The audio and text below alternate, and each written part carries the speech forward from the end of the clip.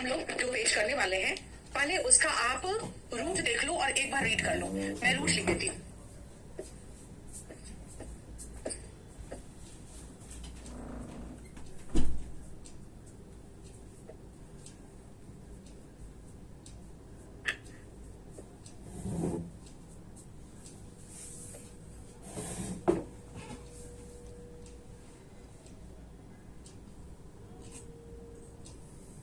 बस इस पेज में इतना ही रूट है।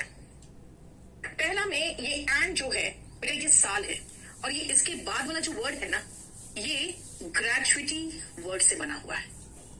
ग्रेजुएटी, अगर आप सरकारी भत्ता की बात करते हैं हम लोग, भत्ता, अगर आप गवर्नमेंट जॉब वालों को देखोगे तो उनको ग्रेजुएटी भी मिलता है। वो एक तरह का अलाउंस होता है, भत्ता होता है। एनुइटी सालाना भत्ता होता है, यानी एनुअल अलाउंस, कुछ अमाउंट मिलता है जो साल में apart from salary, that is annuity. That is annuity. क्यों? क्योंकि वो अलाउंस है जिसको हम ग्रेजुएटी कहते हैं, लेकिन साल में मिलता है, इसलिए एनुइटी कहलाता है। बाई एनुअल और बाइनियल दोनों में बाई है, और दोनों में आपको एन वर्ड दिख रहा है, ANN हो या ENN हो, इसका मतलब साल तो हो ही गया। यानी यहां और यहां दोनों जगह हमें साल वर्ड दिख रहा है, लेकिन दोनों एक दूसरे से डिफरेंट कैसे? देखो, बाई एनुअल होता है साल में 2 बार, और बाइनियल 2 साल में 1 बार। क्या कहा? बाई एनुअल साल में, 1 साल में 2 बार। और बाइनियल कुछ ऐसे प्लांट्स होते हैं जो बाइनियल होते हैं, 1 साल तक वो उगेंगे, बढ़ेंगे, झाड़ बनेगा, दूसरे साल सीजन में वो फल देगा, जैसे एग प्लांट जिसको हम लोग इंडिया में ब्रिंजल कहते हैं, यानी बैंगन। ठीक है ना? वो बाइनियल है क्योंकि 2 साल में वो, 1 साल में पहले तो झाड़ बनता है और दूसरे साल में वो ब्रिंजल देता है और फिर खत्म हो जाता है। ठीक है? तो इसका मतलब क्या हुआ? इसका मतलब है बाइनियल का मतलब 2 साल में 1 बार। सुपर एनुएटेड, बेटा एन का मतलब साल, यहां तो साल दिख ही रहा है आपको। इसका मतलब है जितने साल काम करने थे आपने कर लिए, अब उससे ऊपर हो चुके हो। यानी जितने साल आपको काम करने थे, आपने साल उतने साल काम कर लिए, अब आप उसके ऊपर हो चुके हो। ठीक है? अगर उसके ऊपर हो चुके हो, इसका मतलब आप सुपर एनुएट हो चुके हो। एन का मतलब हुआ साल, ठीक है, और सुपर मतलब ऊपर, यानी कि सुपर एनुएटेड जो है वर्ड, उसका मतलब है रिटायर्ड। परपेचुअल एंड पेरिनियल, बेटा दोनों में PER एक वर्ड है जो बना है रूट परमानेंट से। परपेचुअल लगातार, परमानेंट, यार इंडिया में परपेचुअल प्रॉब्लम हो गया है करप्शन, है ना? 3 साल से हम लोग के लिए परपेचुअल बना हुआ है प्रॉब्लम कोविड। इसका मतलब, क्योंकि हम इसलिए कह रहे हैं कि मेरा 3 सीजन खराब हुआ कोविड में, तो 1.5 साल से करीबन परपेचुअल एक प्रॉब्लम बना हुआ है कोविड। परपेचुअल का मतलब होता है लगातार। लेकिन प्लांट्स में आओ तो प्लांट्स 3 प्रकार के होते हैं, annual, biennial and perennial. Annual साल भर रहता है, फल दिया खत्म। बाइनियल 2 साल में 1 बार। और पेरिनियल का मतलब होता है, पेरिनियल सालों साल, बेटा वो 100 साल वाले पेड़ हो जाते हैं, इसका मतलब लगातार, कंटिन्यूअस। पेरिनियल का मतलब लास्टिंग फॉर लॉन्ग टाइम। दोनों है तो सिनोनिम, लेकिन दोनों का यूसेज अलग है। हम पेरिनियल प्रॉब्लम नहीं कहेंगे, लेकिन पेरिनियल ट्रीज कहते हैं, परपेचुअल प्रॉब्लम कहते हैं। नेक्स्ट वर्ड का कोई रूट नहीं है, एवरेस, इसका मतलब लालच, ग्रीड। देखो, ठीक है ना? लालच, ग्रीड, इसका मतलब कई बार हो जाता है क्वेस्ट भी हो जाता है ना? और नेक्स्ट वर्ड है शैग्रिन, जिसका ये जो नाउन है, दोनों नाउन है। अगर आप कहोगे शैग्रिन, इसका मतलब होता है जब आपका वो मेंटल स्टेट, जब आप इरिटेटेड हो, एनॉयड हो, एकदम पस्त हो चुके हो, है ना? क्योंकि आप देखते हो अब रियली में कोविड का कोई नया वेरिएंट सुनते हैं ना, इट मेक्स अस शैग्रिन, है ना? इसका मतलब हम लोग बहुत एनॉयड हो जाते हैं, खींच जाते हैं। ठीक है? Feeling of chagrin comes to your mind. Antecedent, कई बार आप कोर्ट जाते हो, कहते हो कि ऐसा होता है, ये बिल्कुल आपको हमें ये रिलीफ देना चाहिए, तो कोर्ट कहेगी can you quote any antecedent? Antecedent का मतलब क्या पहले कभी ऐसा हुआ है, ऐसा फैसला कोर्ट ने दिया है, क्या बता सकते हो? एंटी का मतलब पहले भी था, ANTI नहीं कहा है मैंने, ANTI होता तब विरुद्ध होता, ANTE का मतलब पहले, पहले कुछ ऐसा हुआ हो, वो एंटीसीडेंट है, यानी an event that came before another. Synonym है प्रेसिडेंट, प्री का मतलब भी पहले होता है, देखो सीडेंट सीडेंट दोनों में है, इसका मतलब है कि प्री का मतलब भी पहले, एंटी का मतलब भी पहले, तो प्रेसिडेंट या एंटीसीडेंट दोनों का मतलब होता है जो पहले हुआ। ठीक है? वैंडल, बेटा ये ऐसे लोग होते हैं जिसको जहां मर्जी वहां पब्लिक प्रॉपर्टी जला दिया, तोड़ दिया, आग लगा दो, है ना, लूट लो। इसके लिए बहुत अच्छा उपाय किया है यूपी सरकार ने। सबसे पहले राष्ट्रीय द्रोह का मामला दर्ज करता है और उनका संपत्ति कुर्क कर लेता है। पर अपनी संपत्ति जब जाती है ना तो बहुत अफसोस होता है। दूसरों की संपत्ति में तो ऐसी आग लगा देते हैं। ऐसे लोग वैंडल कहलाते हैं। मतलब जो लोग दूसरों की संपत्ति को नुकसान पहुंचाए। अ पर्सन हु डेलिबरेटली का मतलब होता है बेटा जानबूझकर दूसरों के संपत्ति को नुकसान पहुंचाते हैं, वो वैंडल कहलाते हैं। नेक्स्ट टू वर्ड्स दोनों का सेम रूट है, बेलिजरेंट, बेलिकस। सिनोनिम आ जाओ, ढेर सारा सिनोनिम है इसका यहाँ पर दिया है। क्वारलसम, क्वेरुलस, ठीक है।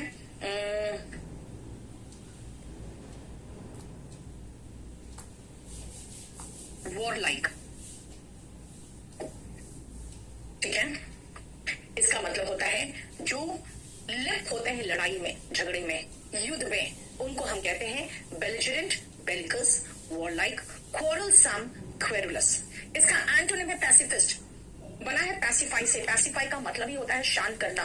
तो पैसिफिस्ट ऐसा व्यक्ति होता है जो शांति दूत होता है। A person who opposes war और वॉरलाइक पॉलिसी, शांत, काम, कंपोज्ड, पीस लविंग, ठीक है। एक और वर्ड आ जाता है अगर हम शांत जगह की बात करते हैं, शीरीन, ठीक है। देखो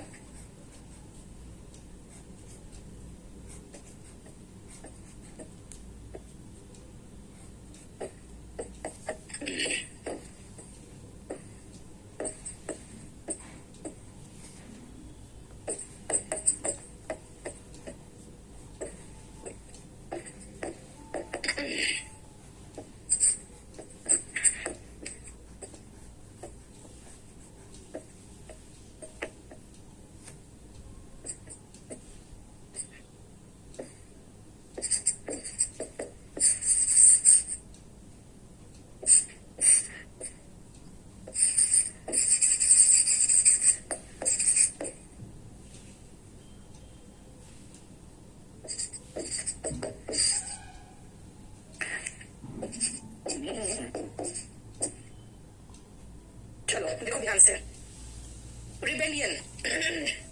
रिबेलियन का मतलब क्या होता है बेटा? रिबेलियन में एक वर्ड रिबेल आया है। रिबेल करना होता है जैसे विद्रोह करना। तो जो विद्रोही होते हैं वो रिबेलियन होते हैं। रिबेलियन जनरली देखोगे दो तरह से हो जाते हैं, एक मिलिटेंट बन जाते हैं, एक टेररिस्ट बन जाते हैं। मिलिटेंट जो होते हैं वो सरकार के हर काम में बाधा डालते हैं, तो वो मिलिटेट करते हैं। और जो टेररिस्ट होते हैं वो आतंक फैलाते हैं। तो रिबेल जनरली क्या होते हैं ना, याद रखना, रिबेलियन का मतलब होता है रिबेल करना, करने वाला, यानी जो विद्रोह करते हैं उसको रिबेलियन कहते हैं। रिबेलियन के साथ बहुत सारे वर्ड यूज होते हैं, जैसे COUP, कू का मतलब होता है शस्त्रों के साथ विद्रोह, जनरली जो आर्मी करती है। इसीलिए इनके से रिलेटेड कुछ 2-3 वर्ड्स है वो अलग से उतार लो।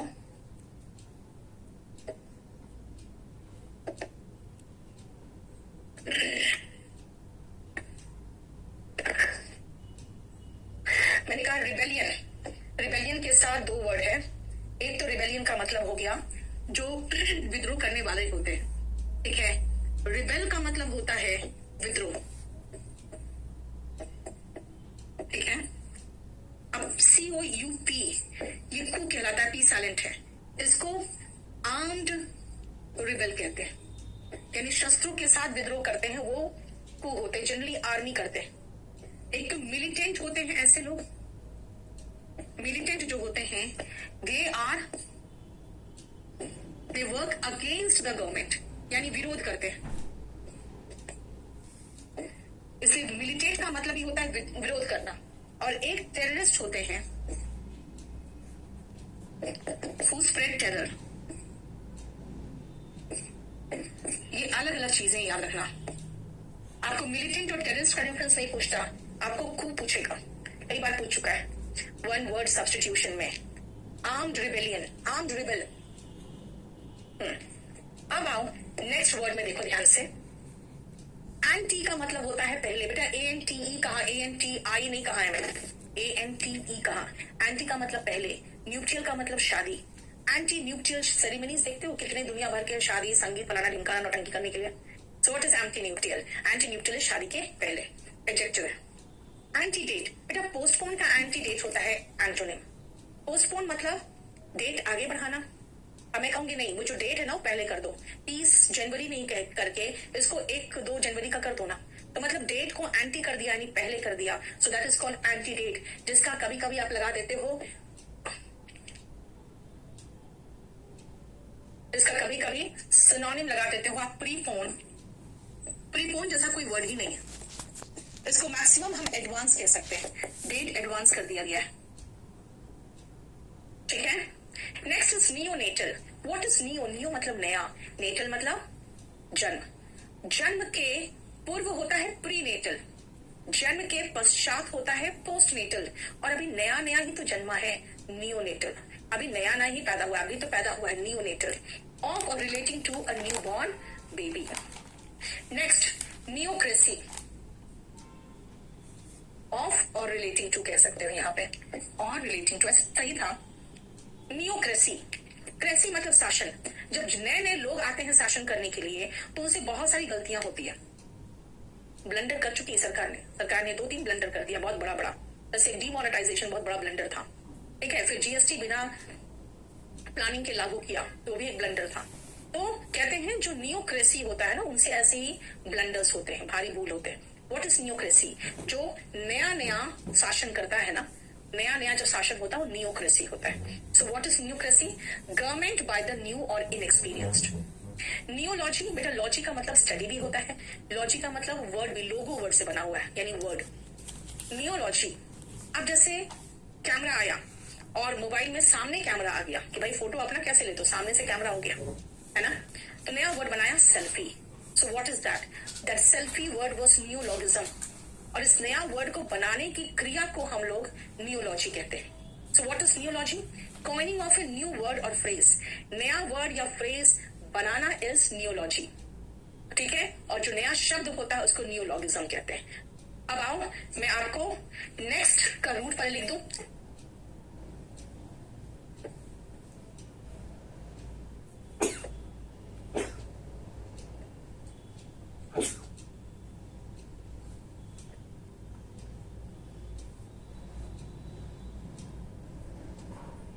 चलो आप रूट देखो।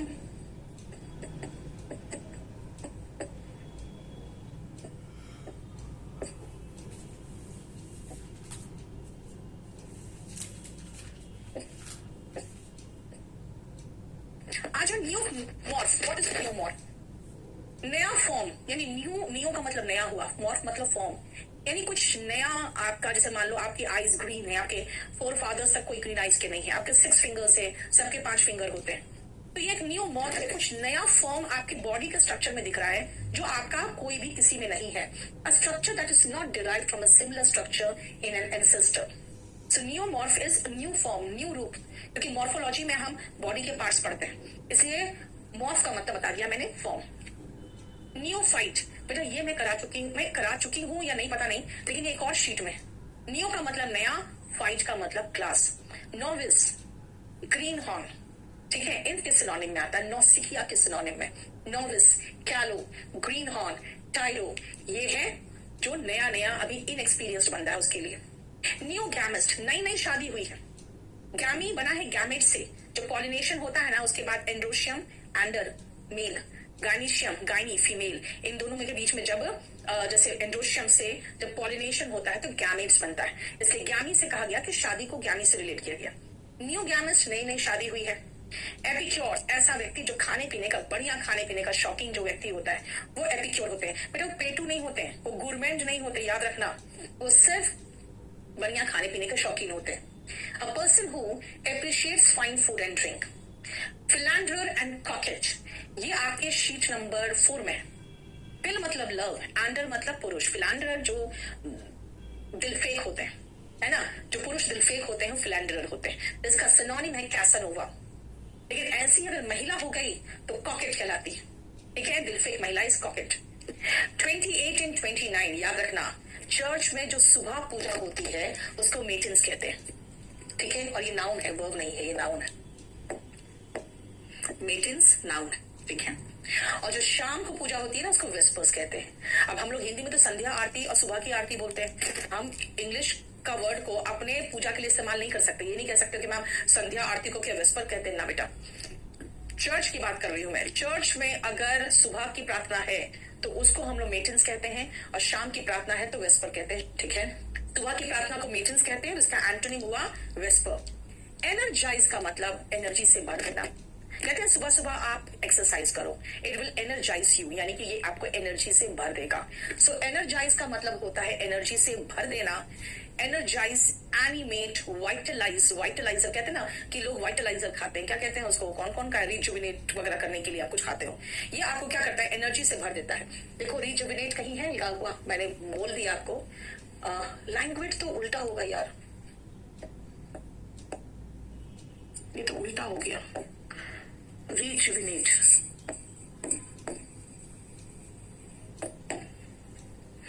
इसका उल्टा होगा enervate. Energise is invigorate, animate, vitalise, invigorate. देखो ठीक है, clear.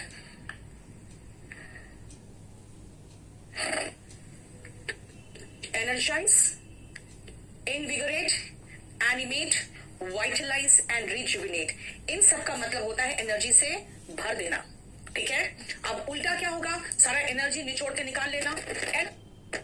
Exhaust, enervate, exhaust, drain. Drain भी चलेगा, यहां पे नहीं है ड्रेन, ड्रेन। एनर्वेट का मतलब ड्रेन। ड्रेन का मतलब जैसे नाली होता है बेटा, नाली से क्या होता है, पानी भर के निकल जाता है ना। रिवाइटल, हाँ रिवाइटल से तो वाइटलाइज याद रहा मुझे। रिजुविनेट, रिवाइटल से दो याद रहेगा, रिजुविनेट एंड वाइटल से वाइटलाइज, है ना। एनर्वेट का मतलब हुआ जैसे नाली की तरह निकाल के निचोड़ के निकाल लेना। देखो ड्रेन, है ना। ठीक है, चलो 32 में आओ। पावेनो का क्या है, पावेनो बहुत सारे जो रिच क्लास के लोग होते हैं, जो खानदानी रिच है, वो ऐसे लोगों को अपने बीच में ना एक्सेप्ट करने की इच्छा नहीं रखते हैं जो पारवेनू होते हैं, जो रातों रात मतलब अचानक सक्सेसफुल हो गए, है ना, अचानक सक्सेसफुल हो गए, उनको पसंद नहीं करते। जैसे सुशांत सिंह राजपूत को इसलिए लोग पसंद नहीं करते थे, जो बड़े बड़े फिल्म इंडस्ट्री के महारथी लोग बैठे थे, बिकॉज दे फेल्ट यार ये रातों रात कहां से बीच में आ गया।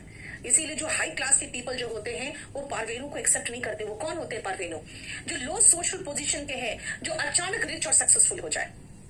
ठीक है, अब आ जाओ red letter day, very important day. जब लाल लाल लेटर कहीं जाएगा ना आपके घर से, इसका मतलब है बेटे की शादी का निमंत्रण जा रहा है, यानी बहुत इंपॉर्टेंट दिन है, जरूर आना, है ना, मेरी शादी में जरूर आना। नहीं, व्हाट इज दैट, इसका मतलब important day. Red letter day is important day. जिस दिन आपका सिलेक्शन होगा that will be a red letter day for you. ठीक है, to paint the town red. भाई जब शादी होगी आपकी तो आप घर में अच्छे से लाल लाल पेंटिंग कराओगे, सुंदर सा सजाओगे, और अगर पैसे वाले हुए तो भाई पूरे के पूरे टाउन को रेड कर दोगे। इसका मतलब है ग्रैंड सेलिब्रेशन करना। ठीक है, to celebrate in a grand manner कह सकते हैं 34 को, नहीं तो सीधा खाली आता है टू सेलिब्रेट। ठीक है, clear. Next red tapism. Red tape आपको सिर्फ दिखेगा लाल लाल फीता, कहाँ पे, सरकारी फाइल, एकदम ब्राउन रंग का फाइल होता है, सरकारी लाल लाल फीते दिखते हैं उसमें, क्योंकि उसके फीते लाल कलर के होते हैं। दुनिया भर के फाइल आप रहते थे पहले ऐसे ऐसे फाइल्स, और खाली लाल लाल फीते ही दिखते थे उसमें, बाकी तो सारा धूल भरा रहता था। कहते थे यार ये क्या क्या है, ये रेड टेप पूरा भरा पड़ा हुआ है। अरे सरकारी फॉर्मेलिटी ही इतनी होती है, वहीं से बना रेड टेपिज्म। रेड टेपिज्म मतलब बहुत ज्यादा सरकारी फॉर्मेलिटीज। रेड टेपिज्म की वजह से ही इंडिया में कंपनीज नहीं आना चाहती है। देखो रेड कार्पेट वेलकम, जब लाल कार्पेट बिछा के किसी का स्वागत होता है तो कहते हैं वार्म वेलकम, गर्म जोशी के स्वागत, यानी कि पूरे बहुत सादर मतलब सत्कार के साथ स्वागत करना, दैट इज वार्म वेलकम। बेटा रेड हेरिंग एक मछली होता है, वो थोड़ा लाल कलर का, कुछ कहते हैं कि लाल कलर का होता है, लेकिन ये जो हेरिंग है ना, इसको जब कुक किया जाता है तो ऐसे तरह से कुक किया जाता है कि एकदम गोल्डन रेड टाइप का वो चमके।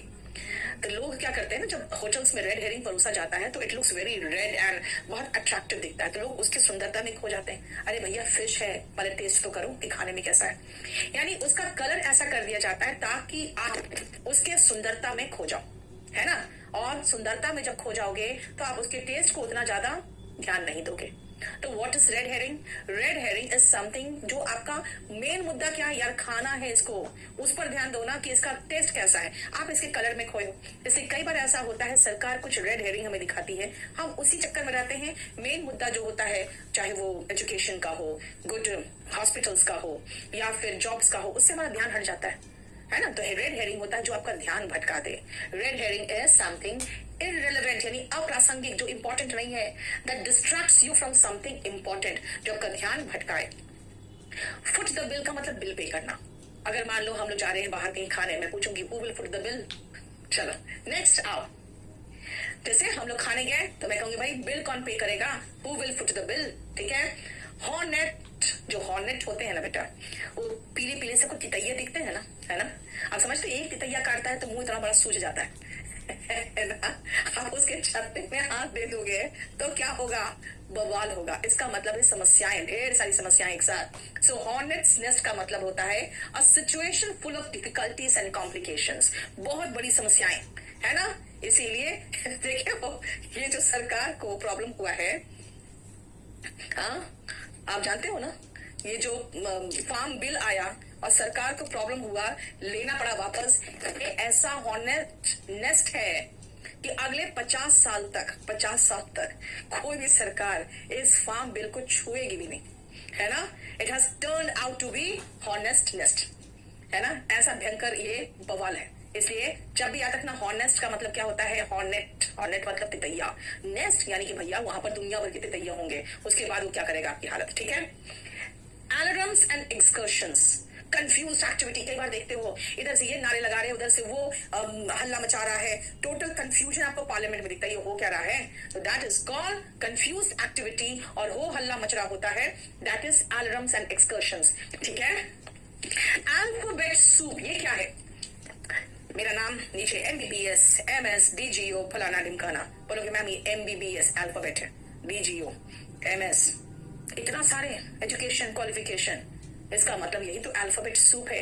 यानी कि abundance of abbreviations और acronyms, यानी मेरे नाम के पीछे इतना दुनिया भर के आपको अल्फाबेट्स दिख रहे हैं, MBBS MS, मतलब ये क्या है, अल्फाबेट सूप ही तो है। जनरली ये किसी के एजुकेशनल क्वालिफिकेशन को डिनोट करता है। और लास्ट आ जाओ ये पेज में, ब्रिंग होम द बैकन।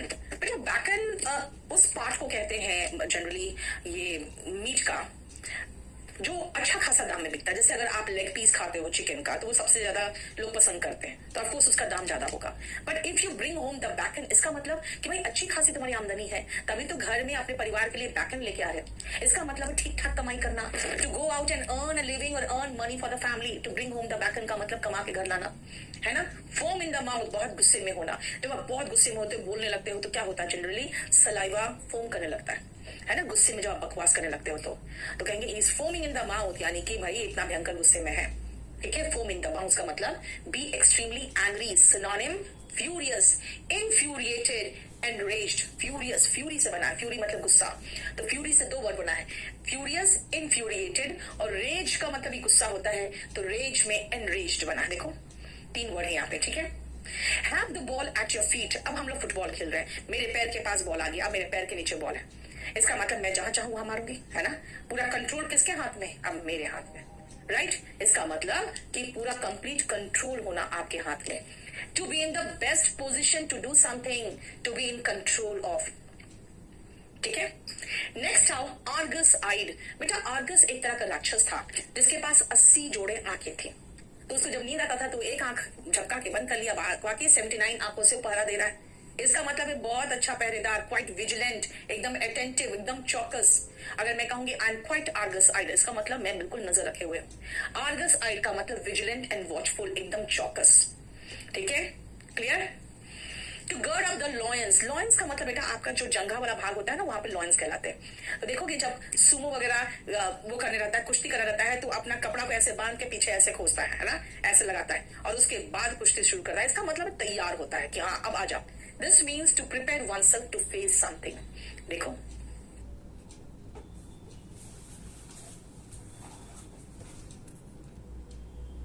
हम लोग 13 नंबर वो कैब में हैं।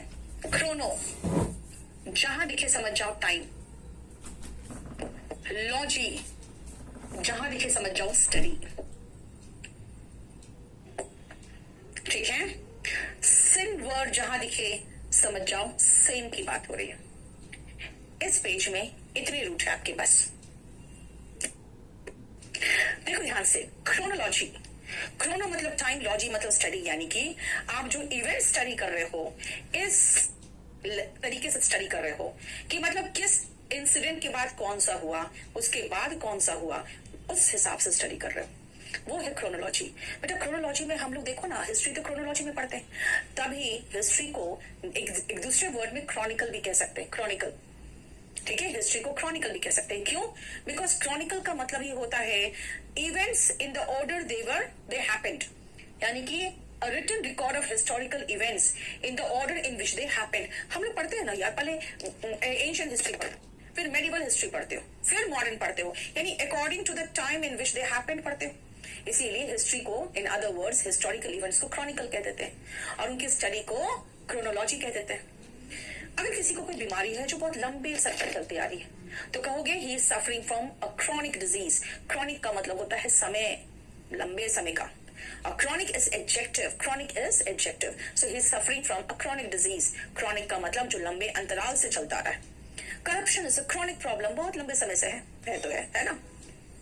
सिंक्रोनस और असिंक्रोनस दोनों में डिफरेंस क्या है, ध्यान से सुनना बेटा। सिन मतलब सेम, क्रोनो मतलब टाइम, एक ही समय में जो दो घटनाएं होती है वो सिंक्रोनस है, ठीक है। और असिंक्रोनस का मतलब, इसका मतलब है जो अलग अलग समय पर हुआ है। देखो जहां पर भी मीटर दिखाई दे समझ जाना इंस्ट्रूमेंट की बात हो रही है। पॉली जहां दिखाई दे समझ जाओ मेनी। और ग्लॉट बेटा, ग्लॉटिस एपिग्लॉटिस आपके गले में होता है, वहां से आपकी वॉइस निकलती है, यानी वॉइस कह दो या लैंग्वेज जो आप बोलते हो उसका रूट हो जाता है ग्लॉट। ज्ञानी जहां दिखे समझ जाओ शादी है रूट। एंडर एंड्री मेल यानी मेन का रूट है। और जिनी या गायनी जो बोल दो, अकॉर्डिंग टू रिक्वायरमेंट ये चेंज होता है लैंग्वेज। यहाँ पे पॉलीजिनी है, वो इसका मतलब होता है वीमेन। चल ये इस पेज में इतने रूट से ये देखो, ठीक है। चलो देखो ध्यान से, बेटा क्रोनोमीटर क्या होता है? कोई भी इंस्ट्रूमेंट जो टाइम एग्जैक्टली आपको, एक ऐसा इंस्ट्रूमेंट होता है जो टाइम एग्जैक्टली नोट करता है और वो आपको समय बता देगा, दैट इज क्रोनोमीटर। यानी कि आप कह सकते हो कि it is an instrument for measuring time, that's it. Polyglot, अगर आप ग्लॉट देखो तो एपिग्लॉटिस, ग्लॉटिस सब गला में है। पॉलीग्लॉट होता है जिसको कहते हैं बहुभाषिया, जो कई लैंग्वेजेस जानता है, वो पॉलीग्लॉट होते हैं। पॉलीगैमी, कई शादी करने वाला। ऐसे लोग या तो कई शादी करने वाला होता है या कई शादी करने वाली होती है ना। अगर वो मर्द है और कई महिलाएं हैं उसकी, यानी कई बीवियां हैं, तो वो पॉलीजिनी कहलाएगा, है ना। क्लियर? यानी कि उसने कई महिलाएं यानी कई पत्नियां रखी हुई है। और अगर आप पॉलीजीनस व्यक्ति है तो वो पॉलीजिनी किया हुआ है। और अगर पुरुष है तो वो पॉलीजीनस है, और अगर महिला है ऐसी तो पॉलीएंड्रस है। यानी पॉलीएंड्री इज कई पति यानी पुरुष रखने की प्रथा, एंड पॉलीजिनी हुआ कई महिला यानी कई पत्नियां रखने की प्रथा। देखो जरा,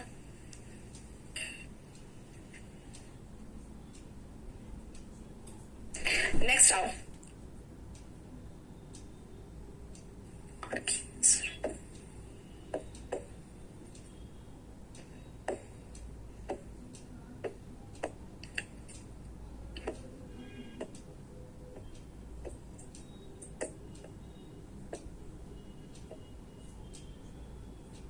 इस पेज में इतने रूट से देखो।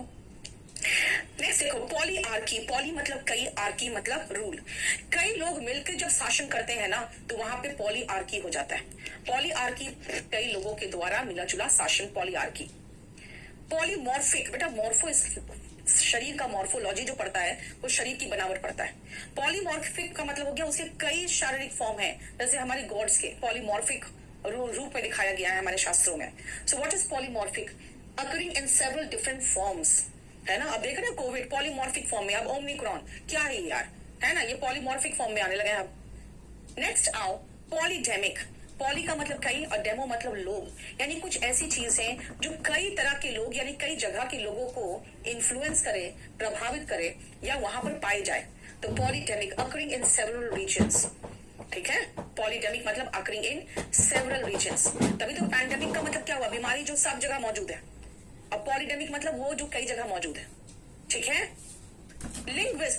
लिंग्विस्ट का मतलब होता है जो स्टडी ऑफ लैंग्वेज करने वाला होता है, यानी लैंग्वेज की पढ़ाई करने वाले को लिंग्विस्ट कहते हैं। लेकिन एक जगह पर पॉलीग्लॉट और लिंग्विस्ट दोनों सिनोनिम हो जाता है, बहुभाषिया, ठीक है। लिंग्विस्ट, बहुभाषिया। And what is the meaning of lingua franca? जब बहुत सारे लोग कहीं जाके बसते हैं तो सोचते हैं यार एक कोई ऐसा लैंग्वेज चुन ले जिसमें हम लोग बात कर सके। तो जनरली पूरे दुनिया में जो भाषा चुनी गई, इंग्लिश चुन ली गई, वही लिंगुआ फ्रैंका बन गया। सो लिंगुआ इज ऑल्सो लैंग्वेज और फ्रैंका मतलब लोग, लोगों की भाषा जो एक कॉमन लैंग्वेज लोग इस्तेमाल करते हैं, ठीक है। A shared language of communication used by speakers of different languages. Yes, linguist का मैंने कहा बेटा, a person who knows several foreign languages. इसका एक तो ये मीनिंग है, दूसरा मीनिंग है a student of linguistics. And linguistics is study of languages. ये दूसरा मीनिंग है लिंगुआ का, लिंग्विस्ट का। देखो नेक्स्ट, बाइलिंगुअल। बेटा बाई का मतलब दो होता है और लिंगुआ मतलब अगेन लैंग्वेज हुआ। इसका मतलब है कि जो जिनको दो लैंग्वेज आता है वो बाइलिंगुअल कहलाता है। आप एक क्वेश्चन पेपर देखते हो, बाइलिंगुअल होते हैं, है ना, ठीक है, दो लैंग्वेजेस में हो। Now next how disparage. अगर आप किसी को डिस्पैरेज करते हो, वर्ब डिस्पैरेज देख लो। If you disparage anyone that means you are criticising that person. Criticise जब करते हो आप किसी को तो इसका मतलब होता है you are belittling that person's effort. Deprecate, denigrate, lambast, traduce and deplore सब सिनोनिम है। सबका मतलब है निंदा करना, छोटा करना, उसने जो किया उसको कम करके आंकना, है ना, सेम है। डिस्पैरेज का मीनिंग हो गया deprecate, belittle, denigrate, lambast, traduce and डिप्लोर, निंदा करना, ठीक है। कई बार आप कहते हो कि मैम मैंने अच्छा से प्रेस ही किया लेकिन मार्क्स नहीं मिले। वर्बेटिम कर दोगे तो मार्क्स कैसे मिलेंगे आपको? डिग्रेड, यस डिग्रेड, बिल्कुल सही। आप वर्बेटिम लिख दोगे प्रेसी को तो मार्क्स कैसे मिलेंगे? वर्बेटिम होता है वर्ड फॉर वर्ड, जैसा वर्ड वहां दिया वही उठा के छेप दिया, कॉपी एंड पेस्ट मार दिया, तो कहां से मिलेंगे आपको मार्क्स? सो वर्बेटिम का मतलब होता है using the same words given there, यानी कि वर्ड फॉर वर्ड या exact repetition of words. Temerity का मतलब होता है अनड्यू ब्रेवरी, बहुत ज्यादा ऐसा ब्रेवरी जो लोग कहेंगे यार बदतमीज है, या बदतमीजी वाला जो ब्रेवरी होता है ना। Extreme confident behaviour that shows lack of respect, ठीक है। ऑडेसिटी, बोल्डनेस, एग्जैक्ट वर्ड इसका है ब्रेजननेस, जिसको आप कहोगे अनड्यू ब्रेवरी। जो ब्रेवरी आपको पसंद नहीं आए वो अनड्यू ब्रेवरी है ना, जिसमें आपको बदतमीजी ज्यादा दिखे, ठीक है। एंड नेक्स्ट आओ रियूफुल। जब आप रियूफुल होते हो तो उदास होते हो, आपको पश्चाताप होता है, आप सैड फील करते हो। देखो एक्सप्रेसिंग सैडनेस और रिग्रेट, इसका सिनोनिम है regretful. Rueful, regretful, rueful, regretful. बस इतना ही रहने तो आज। एमी, जहां दिखे एमी वर्ड समझ जाना फ्रेंड से रिलेटेड बात हो रही है। और बस ये पेज पूरा हमारा खत्म। यहाँ पे साइड वर्ड है जो किलिंग यानी हत्या से रिलेटेड है, और ये पूरे पेज में आपको एमी वर्ड दिख रहा है। और देखो सब मीनिंग एक बार देखो तो। एमिकस क्यूरी क्या होता है? कई ऐसे वकील बैठे होंगे सुप्रीम कोर्ट वगैरह में जो जज से कम नहीं जानते, बल्कि जज के जितना नहीं जानते, लेकिन क्योंकि जज जज है, ये वकील है।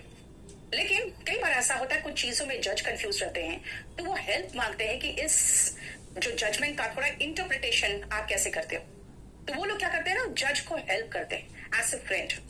एमिकस क्यूरे वही है, one who is a friend of court, one who is a friend of court, ठीक है। सुनो, एमिकस क्यूरे होता है फ्रेंड ऑफ कोर्ट, यानी जो कोर्ट को हेल्प करता है, ठीक है। और आपका बैच एक काम कर सकते हो, और आप लोग एक ग्रुप हमने बनाया हुआ है टेलीग्राम में, वो है चक दे।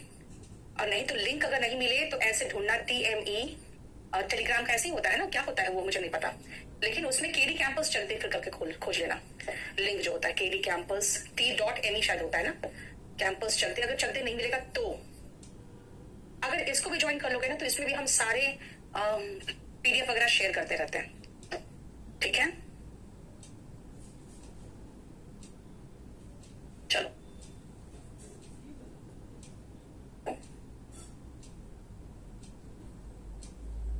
अब देखो एमिटी क्या है, एमिटी दोस्ती है, एमिटी इज दोस्ती। एमिएबल क्या है, दोस्ती से रिलेटेड दोस्ताना होगा और क्या होगा, है ना, एमिएबल दोस्ताना। एमिकेबल भाई एमिएबल का सिनोनिम ही है ये, कैसे मतलब दोस्ताना जो होते हैं, जो दोस्त होते हैं वो आपको सहयोग भी तो करते हैं। देखो एमिकेबल हो गया कोऑपरेटिव, है ना, एमिकेबल क्या हुआ कोऑपरेटिव, राइट। और एमिसिसाइड, साइड मतलब किलिंग, एमी मतलब दोस्त, दोस्त की हत्या इज एमिसिसाइड हो गया। मतलब एमिकस क्यूरी, जो कोट, क्यूरी बेटा कोट है, क्यूरी जो वर्ड है ना ये पुराने जमाने में एक तरह का कोट होता था, कोट, फ्रेंड ऑफ कोट। एमिटी दोस्ती, दोस्ताना, दोस्ताना सहयोगपूर्ण और दोस्तों की हत्या या दोस्त की हत्या। अब इसमें भी एमी छुपा हुआ है यहां पे और इन वर्ड इसको नेगेटिव बना रहा है, बाकी यहां पे कोई रूट नहीं है, क्लियर। देखो इनेमिकल क्या है, यानी एमी का मतलब दोस्त, इन मतलब नेगेटिव भाई जो दुश्मन के जैसा है, दोस्त नहीं, दोस्त का एकदम एंटोनिम दुश्मन के जैसा। एनिमिकल एडजेक्टिव है हार्मफुल, हॉस्टाइल, है ना। एनिमोसिटी जो होते हैं ना वो होता है दुश्मनी, एनिमोसिटी इसलिए नहीं लिखा बेटा, ठीक है।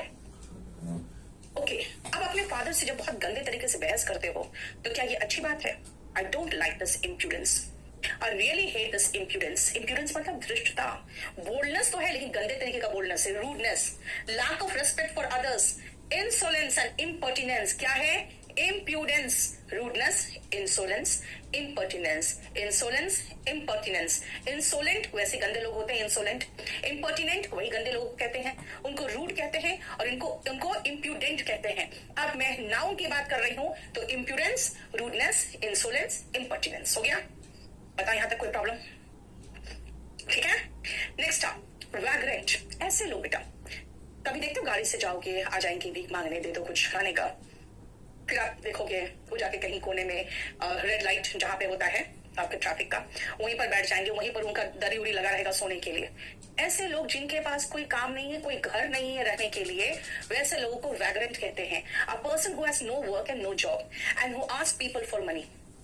सो वैग्रेंसी कहते हैं ना बेगरी, कुछ लोग कहते हैं मैम बेगर है ना, बेटा बेगर का मतलब भिखारी होता है, ये लोग भी भीख मांगते हैं। और बेगरी वर्ड एक्चुअली हम लोग कहीं पर नहीं देखेंगे अपने लॉ के बुक में, हम लोग वैग्रेंसी देखते हैं बुक में, तो वैग्रेंसी और बेगरी ऑलमोस्ट सेम ही हुआ। नेक्स्ट आओ एट सिक्सेस एंड सेवेंस, अस्त व्यस्त, रूम में कुछ यहाँ पड़ा है, वहां पे स्वेटर पड़ा है, यहाँ पे टॉवल पड़ा, यार my room is at sixes and sevens मतलब अस्त व्यस्त। तो उसका उल्टा क्या होगा, एकदम चकाचक, स्पिक एंड स्पैन।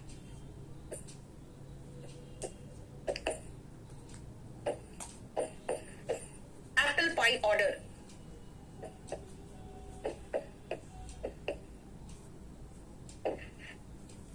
और एट सिक्सेस एंड सेवेंस आपका कंट्री कब होता है। अब जैसे कोविड के समय में क्या हो रहा है क्या नहीं हो रहा है कुछ पता नहीं, लोग मर रहे हैं, हॉस्पिटल नहीं, कोई ले जाने वाला नहीं, कोई देखने वाला नहीं। The country was at sixes and sevens, अस्त व्यस्त, ठीक है। एट द 11th आवर, आखिरी क्षण में, भाई कंट्रोल अभी करना पड़ेगा, एट द 11th आवर कुछ नहीं होता। एट द 11th आवर का मतलब एकदम आखिरी क्षण में। देखो ये सब इडियम्स में आता है। लिव इन द डार्क, इसका मतलब अंधेरे में कूदना, अंधेरे में कूदा, पैर टूट गया तो, नीचे कुछ पड़ा हुआ हो तो, इसका मतलब दिखा तो नहीं, अरे देख के कूदो ना, मतलब कुछ करो उसके पहले सोच समझ तो लो कि क्या होने वाला है।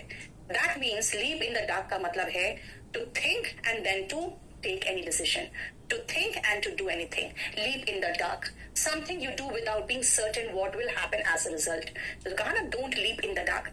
Next, one in all. अब आप कई बार कहते हो मैम आपका कोर्स महंगा है, मैं कहूंगी यार you get everything in one in all in one. All in one का मतलब है आप प्रैक्टिस की बात करो, क्वेश्चन पेपर की बात करो, ग्रामर की बात करो, वो क्या सब कुछ, passage close, sentence arrangement, you get all in one, यानी सब कुछ एक में। बैक टू स्क्वायर वन, अब कई बार होता है जैसे आईएएस के स्टूडेंट्स यार प्री दिए पास करके, मेंस दिए पास करके, इंटरव्यू में 2 मार्क्स से रुक के, तो फिर क्या we are back to square one. क्यों भाई? फिर से प्री देना पड़ता है, यानी जहां से शुरू किया था वहीं पहुंच गए। कोविड के बाद कई ऐसे बिजनेस थे बैक टू स्क्वायर वन, जहां से शुरू किया वहीं पहुंच गया।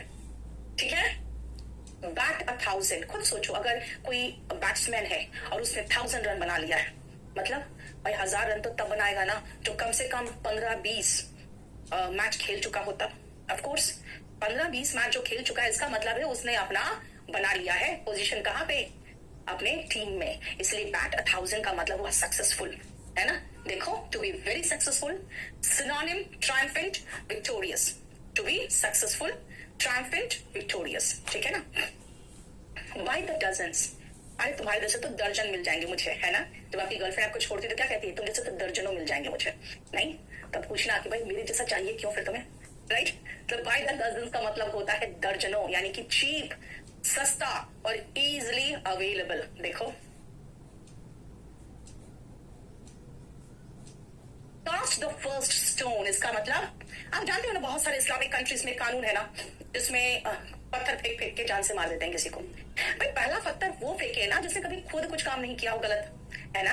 तो कास्ट द फर्स्ट स्टोन का मतलब है पहला व्यक्ति जो इल्जाम लगा रहा है ना। पहला व्यक्ति जो इल्जाम लगा रहा है वही कहलाता है the person who cast the first stone, to be the first one to blame. Catch 22 situation क्या होता है? जैसे कहते हैं आगे कुआं पीछे खाई, between the devil and the deep blue sea. दो डिफिकल्ट सिचुएशन के बीच में फंस जाना, that is catch 22, a difficult situation और म्यूचुअली कंफ्लिक्टिंग कंडीशंस, जिसका सिनोनिम है between the devil and the deep blue sea, है ना। नहीं पता ना कैच 22 का मतलब? नहीं समझ में आया? बेटा शादी के बाद समझ में आएगा। आगे कुआं पीछे खाई, है ना। आगे बीवी पीछे माँ। माँ कहेगी बीवी का बिल्कुल चोरों का गुलाम हो गया है। वाइफ कहेगी माँ के पल्लू से लगा रहता है ना। बस तुम्हारी हालत वही होगी, you will be in catch 22 situation, है ना। उसका एक कहावत है हिंदी में, सबसे अच्छा कहावत है, धोबी का कुत्ता ना घर का ना घाट का। नहीं, लेकिन वो यहाँ पर लागू नहीं है। यहाँ पे है आगे कुआं पीछे खाई। किक वंस हील्स, जब आप बेकार बैठे रहते हो तो अपना पैर हिलाते रहते हो, जमीन में ऐसे मारते रहते हो, मतलब बेकार बैठे हुए। तो किक वंस हील्स का मतलब है to pass time idly. Idly मतलब बेकार बैठे हुए। सिनोनिम है let the grass grow under the feet. जब आप चलोगे नहीं तो ग्रास तो नीचे ग्रो करेगा ही, वैसे ही सोचो, है ना। व्हील एंड वो, बेटा याद रखना, व्हील का मतलब ही है डिक्शनरी मीनिंग सुख, और वो का डिक्शनरी मीनिंग है दुख। व्हील एंड वो का मतलब सुख और दुख। व्हील एंड वो का मीनिंग सुख और दुख, ठीक है। इसीलिए in the time of both Joy and sorrow. और एक और सिनोनिम है through thick and thin, I will love you through thick and thin, चाहे कुछ हो जाए। थिक एंड थिन मतलब सुख और दुख दोनों में। देखो, डे इन डे आउट, कई कई दिन तक लगातार, है ना। एक गलती करो and you will hear what all the blame and accusation day in day out. कई कई दिन तक लगातार आपको इल्जाम सुनने को मिलेगा। Every day without any change, हर रोज वही होगा, कोई चेंज नहीं किया जाएगा, रोज गालियां खाओगे, है ना। देखो नेक्स्ट, फिफ्थ व्हील सुनो क्या होता है। गाड़ी आपके 4 पहिए पे चल गई, आप जबरदस्ती एक और पहिया लगा रहे हो, यानी कोई काम का नहीं है। Fifth wheel is useless person. हम 4 लोग मिलकर ये काम निपटा देंगे, he is a fifth wheel, मतलब इसकी मुझे जरूरत ही नहीं थी, क्यों दे रहे हो इसे मुझे। He is a fifth wheel मतलब अननेसेसरी पर्सन। एक और मजेदार है जिसका सिनोनिम था वन टू मेनी। देखो वन टू मेनी है, नहीं है। यहाँ पर एक और इडियम लिखना, वन टू मेनी, है ना। जैसे चलो बस एक पेग लूंगा, उससे ज्यादा नहीं। ओके ठीक है, दोस्त हो कह रहे हो एक और पेग, बस अब नहीं, 2 के बाद याद ही नहीं रहता। मैनी, इसका मतलब नशे में, हाईली ड्रंक।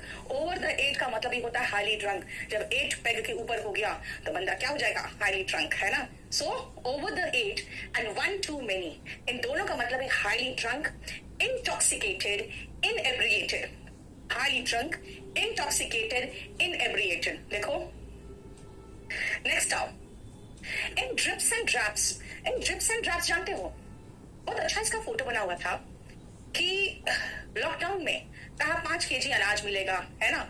उसमें दिखाया कि गरीब है, उसका मुंह इतना बड़ा फटा हुआ है, और ऊपर से सरकार क्या कर रही है, एक ड्रॉपर से एक ड्रॉप चिपका रही है मुंह में, और वो 5 केजी अनाज। मतलब थोड़ा सा यार इतना कम जिसमें कुछ नहीं हो सकता। दिस मीन्स एकदम थोड़ा सा और लंबे लंबे अंतराल में 6,000 रुपया किसान को मिलेगा। यार 6,000 रुपया एक बार मिलेगा, फिर साल भर के बाद मिलेगा। ठीक है, सरकार की तरफ से बहुत अच्छी नियत है, सरकार कुछ दे तो रही है ना, लेकिन बेटा इतना थोड़ा सा और इतने अंतराल के बाद कोई फायदा नहीं है। सरकार को खर्च करने से कोई फायदा नहीं है। आपका इतना बड़ा बजट में एक बोझ भी पड़ रहा है और किसानों का कोई भला भी नहीं हो रहा है ना। इसका मतलब in small amount that come over a period of time, in drips and drabs का मतलब थोड़ा सा और बहुत लंबे अंतराल में। ठीक है, विथ बेटेड ब्रेथ होता है, कई बार सांस रोककर इंतजार कर रहे होते क्या होगा। इंडिया पाकिस्तान का मैच होने लगता है तो क्या होता है, सांसें रोकने लगती है, यार अब क्या होगा, है ना। जब बहुत ज्यादा ऐसा कोई मैच होता है तो, है ना, जो बहुत ही ज्यादा एक्साइटिंग हो जाता है तो क्या होता है, कहते हैं कि यार रिजल्ट आया और साइट नहीं खुल रहा था। I was just waiting for my result with bated breath. सांस रुक रही थी, सांस रोक के मैं इंतजार कर रहा था। सो बेटेड ब्रेथ का मतलब होता है ईगरली और एंशियसली, है ना। सांस रोक के इंतजार कर रहे थे, यानी ईगरली, बहुत ज्यादा उत्सुक थे और थोड़ा सा नर्वस भी थे, है ना। क्लोवन हूफ, बेटा अगर आप चील या बाज का, अगर आप उनका नाखून देखोगे ना, मतलब उनका पंजा, तो नाखून ऐसे रहेगा और ऐसे नाखून निकला रहेगा। अब भाई जब आप इस तरह का उनका पंजा का ये ऐसे देखोगे और नाखून भी ऐसे निकला हुआ, एकदम ऐसे निकला हुआ नाखून है, तो भाई ऐसा नाखून क्यों है? क्योंकि जैसे चूहा पकड़ेगा कच से दोनों नाखून अंदर घुसा देगा, मर गया, खत्म चूहा। इसका मतलब है कि इस तरह का नाखून, इस तरह का पंजा और वैसा नाखून क्यों बना हुआ है? मारने के लिए ना। इसका मतलब है कि ये कोई अच्छा काम करने के लिए थोड़ी बना हुआ है ऐसा पंजा, सिर्फ मारने के लिए बना हुआ है। दिस मीन्स वो अगर क्लोवन हूफ कहीं दिख जाए तो समझ आना ये बुराई के लिए ही है, कोई अच्छा काम करने के लिए नहीं है। Cloven hoof is a symbol और इंडिकेशन ऑफ इविल, है ना, बुराई का प्रतीक। चलो हमारा ये फिनिश हो गया, ये वोकैबुलरी 13 हम लोग फिनिश कर चुके और मैंने फिनिश कर दिया आपका एडवर्ब। एडवर्ब का आपका डिटेक्टिंग एरर और सेंटेंस इंप्रूवमेंट दोनों का आपको मटेरियल भी प्रोवाइड कर दूंगी मैं, डिटेक्टिंग एरर सेंटेंस इंप्रूवमेंट का, प्लस 13 वाला जो है वो सेव करके आपको प्रोवाइड कर दे रही हूँ थोड़ी देर में। ठीक है, चलो थैंक यू सो मच। हम पहले एक वोकैब खत्म कर ले, 14 नंबर वोकैब, और 14 नंबर में ध्यान से देखना, शुरू के 5 वोकैब आपको बहुत ही अजीब से दिखेंगे, LY वाले हैं, है ना। और ध्यान रखना जब एडजेक्टिव में LY लगाते हैं ना तो वो एडवर्ब हो जाता है, लेकिन यहाँ पे थोड़ा सा आपको अजीब सा लगेगा। गुड एडजेक्टिव है, उसमें LY लगाए हैं तो वो एडजेक्टिव ही रहा। सीन तो वर्ब है, वर्ब में LY नहीं लगता, क्योंकि एडजेक्टिव में LY लगाते हैं तो एडवर्ब बनता है और नाउन में LY लगाते हैं तो एडजेक्टिव बनता है। ठीक है, ये जैसे साइट यानी दृश्य होता है, ये नाउन है, इसमें LY लगाए तो एडजेक्टिव हो गया। लेकिन कम अगेन वर्ब है, वर्ब में LY, और होम जो है अगेन ठीक है नाउन होता है, होम एडवर्ब भी होता है, तो इसीलिए यहाँ पे ये नाउन दिख रहा है, तो नाउन में LY लगाया तो एडजेक्टिव बन गया। अब आते हैं, पहले हम लोग मीनिंग समझ लें सबका। सीन दिखना तो सीनली हो जाता है देखने लायक, यानी आकर्षक, अट्रैक्टिव, ब्यूटीफुल, है ना। देखो गुड लुकिंग, हैंडसम, मतलब जो देखने में अच्छा लगे, लड़का हो या लड़की हो। ठीक है, नेक्स्ट आओ साइटली। अगेन मैंने कहा साइट मतलब दृश्य, तो साइटली मतलब अगेन देखने लायक, समझ में आ गया। ऐसे याद रखना, सीन मतलब दिखना तो सीनली देखने लायक, साइट मतलब दृश्य तो साइटली मतलब अगेन हो गया देखने लायक। ठीक है, गुडली और कमली, ये 4 सिनोनिम है। कौन कौन है? सीनली, साइटली, गुडली एंड कमली। इन चारों का मतलब होता है attractive, beautiful, good looking, handsome, ये सब इसका मीनिंग है। अब कई बार आपकी माँ कहती है नहीं ना हम तो अपनी बहू होमली लेके आएंगे, तो होमली का मतलब सोचती है घरेलू, लेकिन बेटा होमली का मतलब plain, simple, unattractive, not beautiful, है ना, ऐसा होता है। अब आप खुद सोचो, अगर ऐसी बात है और अगर आपकी माँ जो चाह रही है, जो वो विश करती है कि मेरी बहू जीन्स उन्स ना पहने, भाई होमली बहू चाहिए मुझे, है ना, और कहीं उनका प्रेयर सुन लिया भगवान ने, तो बेटा उनको समझा दो कि होमली ना बोले, क्योंकि होमली का मतलब एक और निकलता है, प्लेन, सिंपल, अनअट्रैक्टिव। समझ में आया? देखो, सीमली, साइटली, गुडली, कमली, चारों का जो एंटोनिम है वो होमली है। समझ में आ गया? बोलो कोई प्रॉब्लम यहाँ तक? अब आओ नेक्स्ट वर्ड, ग्लटन। हम ऐसे याद कर ले इसको। देखो बेटा, ग्लट का मतलब होता है निगलना, ग्लट का मतलब होता है निगलना, स्वलो। हम ऐसे याद करें कि जो टन्स में निगल ले, ग्लटन होता है। जो टन्स में निकल ले वो ग्लटन होता है। इसका मतलब ग्लटन का मतलब क्या है? पेटू, जिसका सिनोनिम होता है गुरमेट। सिनोनिम होता है गुरमेट। ग्लटन का सिनोनिम गुरमेट, यानी कि पेटू, वोरेशियस ईटर है कहीं? यस, देखो वोरेशियस ईटर। अगर इसका एंटोनिम देखोगे तो इसका एंटोनिम होता है सीटोफोबिक। जिसको खाने पीने की चीजों से डर लगे, उन्हें खाना दोगे तो उनको डर महसूस होगा, क्योंकि फोबिया मतलब क्या होता है? डर। तो खाना देख के जिसको डर महसूस हो वो सीटोफोबिक होता है। क्लियर? अब आओ, अगर हम ग्लटन गुरमेट की बात करें तो देखो एक बार GOUR, ये जो वर्ड है ये खाना का ही रूट है। इसीलिए गुरमे का मतलब होता है जो खाना पीना बनाने में एकदम पारखी हो, एक्सपर्ट हो, है ना, उसको गुरमे कहते हैं। और फूड कॉनिशर, बेटा कॉनिशर का मतलब होता है स्पेशलिस्ट इन एनी आर्ट, इसलिए फूड कॉनिशर कर दिया कि फूड बनाने में स्पेशलिस्ट हो। ठीक है? और कॉनिशर का स्पेलिंग भी याद रखना, एग्जाम में बहुत बार आया हुआ है। ठीक है? अब देखो क्या कहा मैंने, GOUR, ये वर्ड जो है आपको बताता है कि भाई ये खाना से रिलेटेड है। तो गुरमेट हो गया जो बहुत खाता है, और गुरमे होता है जो बहुत बढ़िया पारखी हो खाना पीना का। ठीक है? क्लियर? देखो इस पेज में कोई प्रॉब्लम? नेक्स्ट आओ, इस पेज में अगेन आपको कुछ रूट मिलेगा, वेन और ग्लोरी। वेन का मतलब घमंडी और बेकार में भी होता है, ग्लोरी का मतलब भव्यता।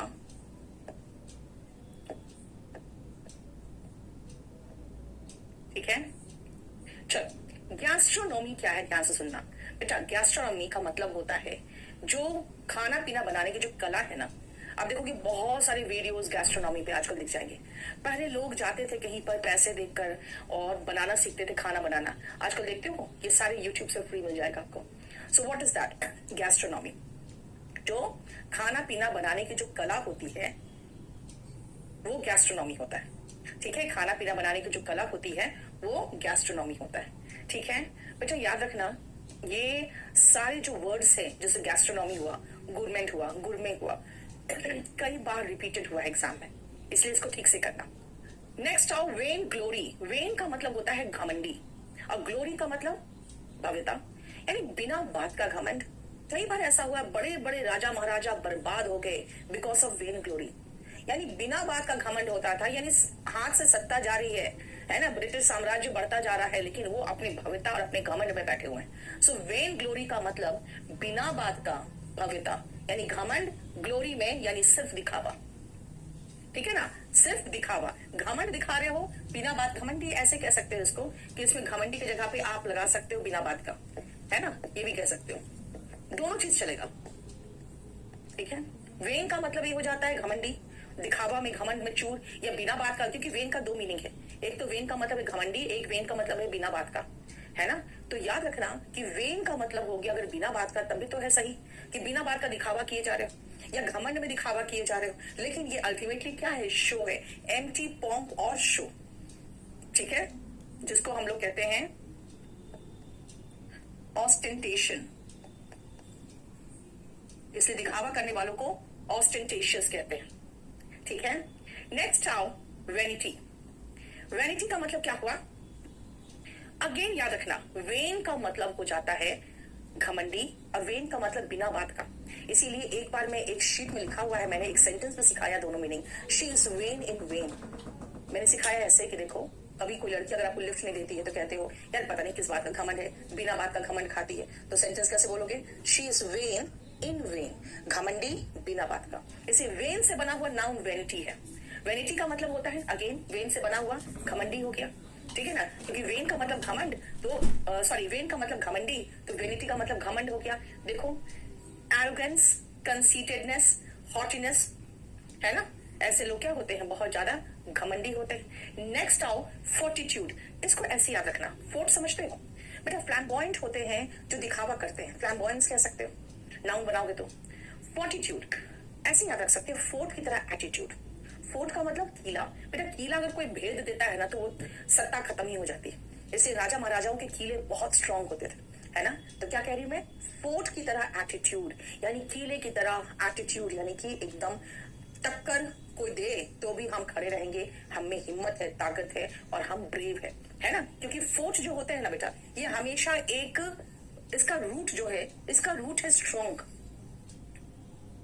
है ना। कहते हैं ना आपका फोर्ट किस सेक्टर में है, यानी कि आप किस सेक्टर में स्ट्रॉन्ग हो, है ना। तो याद रखना फोर्ट का मतलब हो जाता है strong. So fortitude is strength of mind that lets a person meet danger, pain और हार्डशिप विद करेज। जो मैंने कहा कि एकदम टक्कर कोई दे रहा है तो आप खड़े हो, बिकॉज आप में वो साहस है, ठीक है। दैट इज कॉल्ड फोर्टिट्यूड, यानी कि धैर्य, साहस, आपका सामना करने का हिम्मत, उसको फोर्टिट्यूड कहते हैं।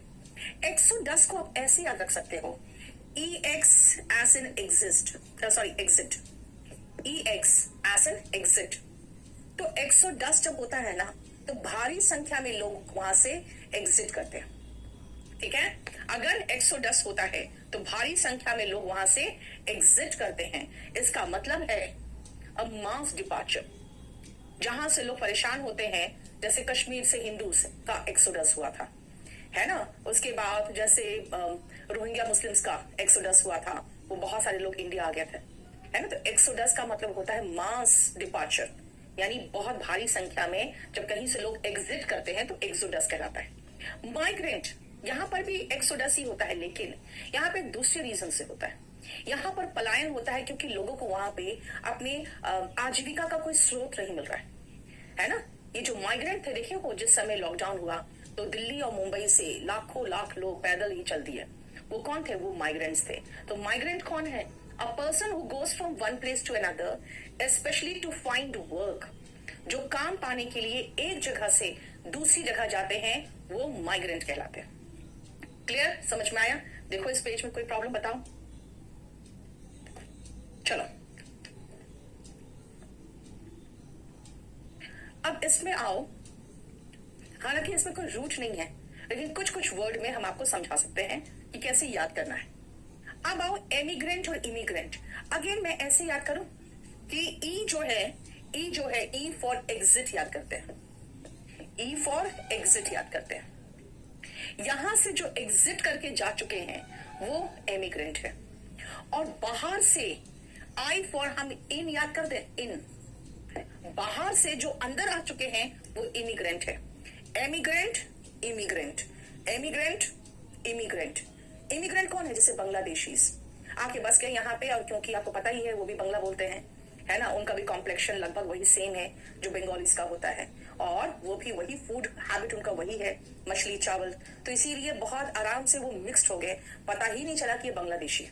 और उन्होंने फिर अपना आधार वगैरह सब कुछ बनवा लिया इंडिया का, है ना।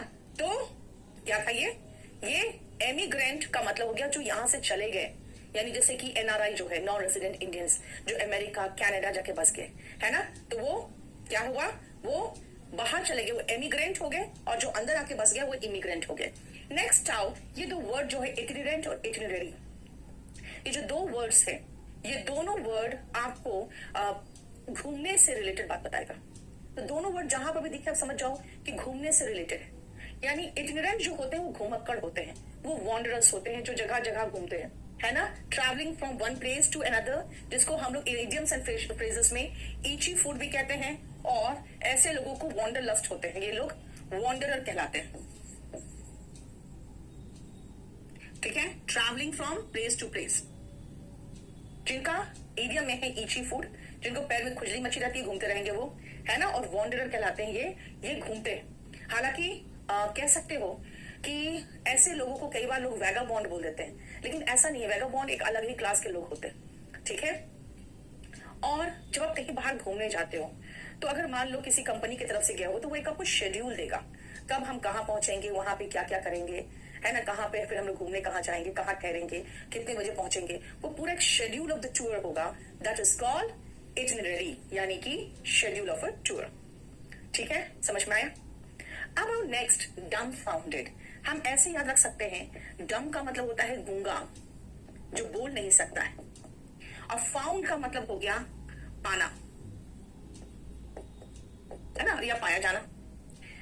मतलब जब आप उसे देखे उस समय क्या था, वो एकदम चुप, मुंह से आवाज ही नहीं निकल रही थी। जब भूत देख लेते हो तो क्या हालत होती है? मुंह खुला तो खुला रहता है, लेकिन आवाज नहीं निकलती, यानी ऐसे सोच सकते हैं कि जैसे मैंने भूत देखा, I was aghast when I saw the ghost। हालांकि देखो घास्ट और घोस्ट ऐसे याद रख सकते हो, है ना। घोस्ट को देखकर अघास्ट हो गई, लेकिन याद रखना यहाँ एच साइलेंट है, एच यहाँ पे साइलेंट है, इसीलिए मैं सिर्फ आपको याद कराने के लिए बोल रही हूँ कि घोस्ट देखकर अघास्ट हो गई, है ना। समझ में आया। aghast, flabbergast, dumbfounded, तीनों सिनोनिम है। तीनों का मतलब है हक्का बक्का, मुंह खुला का खुला रह गया, मुंह से आवाज ही नहीं निकल रहा है, इतना अधिक आप शॉक्ड हो गए, इतना अधिक आप शॉक्ड हो गए हो कि मुंह खुला का खुला है लेकिन आवाज नहीं निकल रहा है। Speechless with surprise, dumbfounded, flabbergast and aghast। देखो क्लियर। और बी लाइन, बी का मतलब समझते हो मधुमक्खी, लाइन मतलब क्यों, यानी एक लंबी सी लाइन लगी हुई है, दूर से लग रहा है कि यार सिर्फ जैसे छोटे छोटे छोटे छोटे कीड़े से दिख रहे हैं मुझे, तो इतनी लंबी लाइन है, वो क्या है, बी लाइन। बी लाइन का मतलब हुआ अ स्ट्रेट डायरेक्ट कोर्स, यानी सीधी लाइन, सीधी रेखा, beeline. Clear. Next page देखो,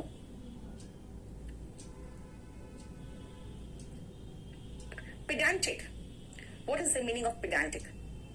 जब आप में ज्ञान हो, अच्छी बात है, नॉलेज होना अच्छी बात है, लेकिन जब आप में ज्ञान हो और आप कुछ ज्यादा ही ज्ञान का बखान करें, दिखावा करें कि हमें बहुत ज्यादा नॉलेज है ना, तो आप क्या कहलाओगे? आप पेडांटिक कहलाओगे। One who shows off one's knowledge without any reason, without being asked to do so. आप उनसे क्वेश्चन नहीं पूछ रहे हो, उनका परीक्षा नहीं ले रहे हो, कुछ भी बात होगा अब वो अपना बखान शुरू कर देंगे। That means that person is pedantic. ठीक है। पेडांटिक का अगर आप महिलाओं में यूज देखोगे तो ब्लू स्टॉकिंग होता है। ठीक है। पेडांटिक महिला अगर होती है तो वो ब्लू स्टॉकिंग कहलाती, लेकिन पेडांटिक पुरुष जो है वो पेडांटिक कहलाएगा, महिला ब्लू स्टॉकिंग कहलाएगी। दोनों ऐसे लोग होते हैं जो बिना बात का अपने ज्ञान का बखान कर रहे होते हैं। नेक्स्ट आओ सुजॉन।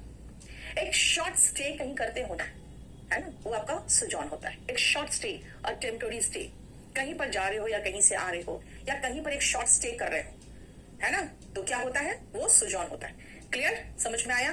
देखो जरा ध्यान से, पेडांटिक एंड सुजॉन। अब इसके बाद इडियम्स एंड फ्रेजेस आएगा। नेक्स्ट आओ, 25 से हमारा इडियम चालू हो रहा है। जरा देखो, डाइम अ डजन।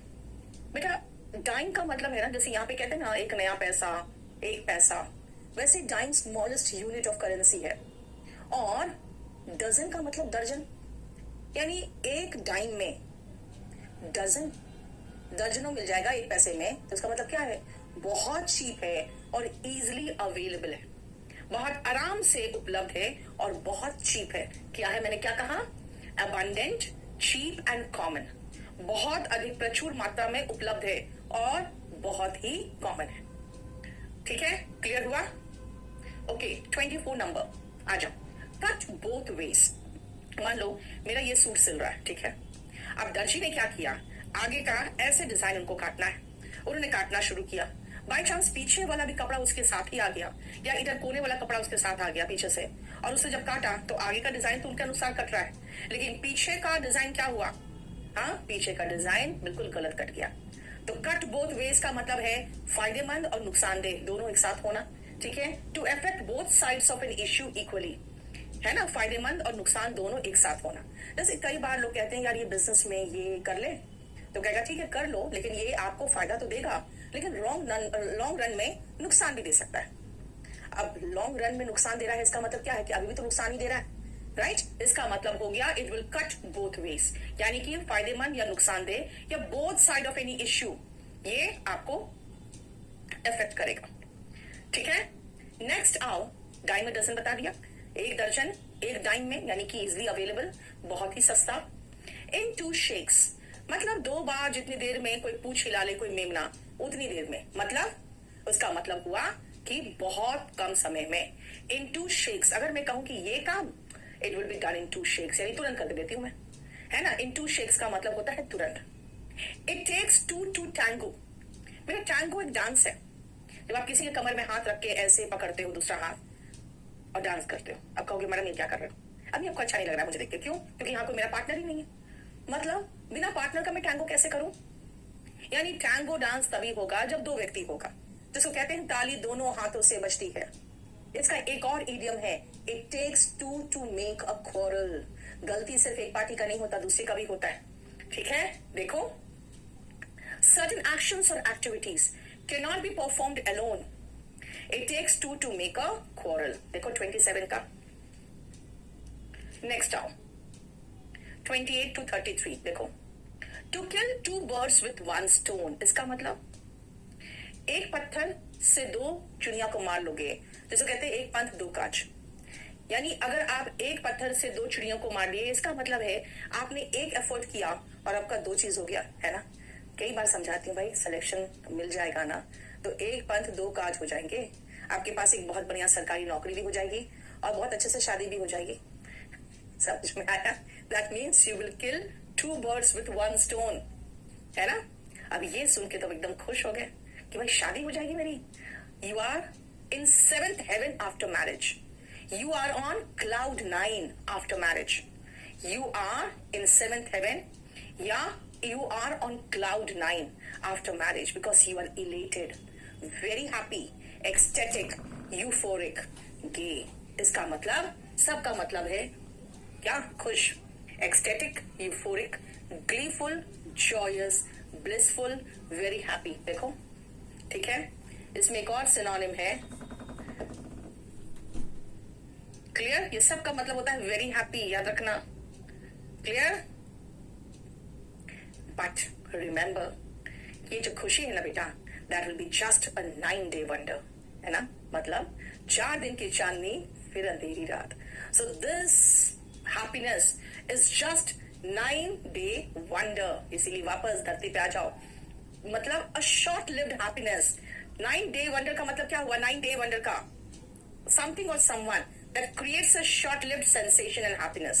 यानी 9-day wonder का सीधा मीनिंग लिख सकते हो आप, short-lived happiness। बस इतना ज्यादा लंबा चौड़ा लिखने की आपको जरूरत भी नहीं है, खाली लिख दो short-lived happiness, more than sufficient। ठीक है, समझ में आ गया।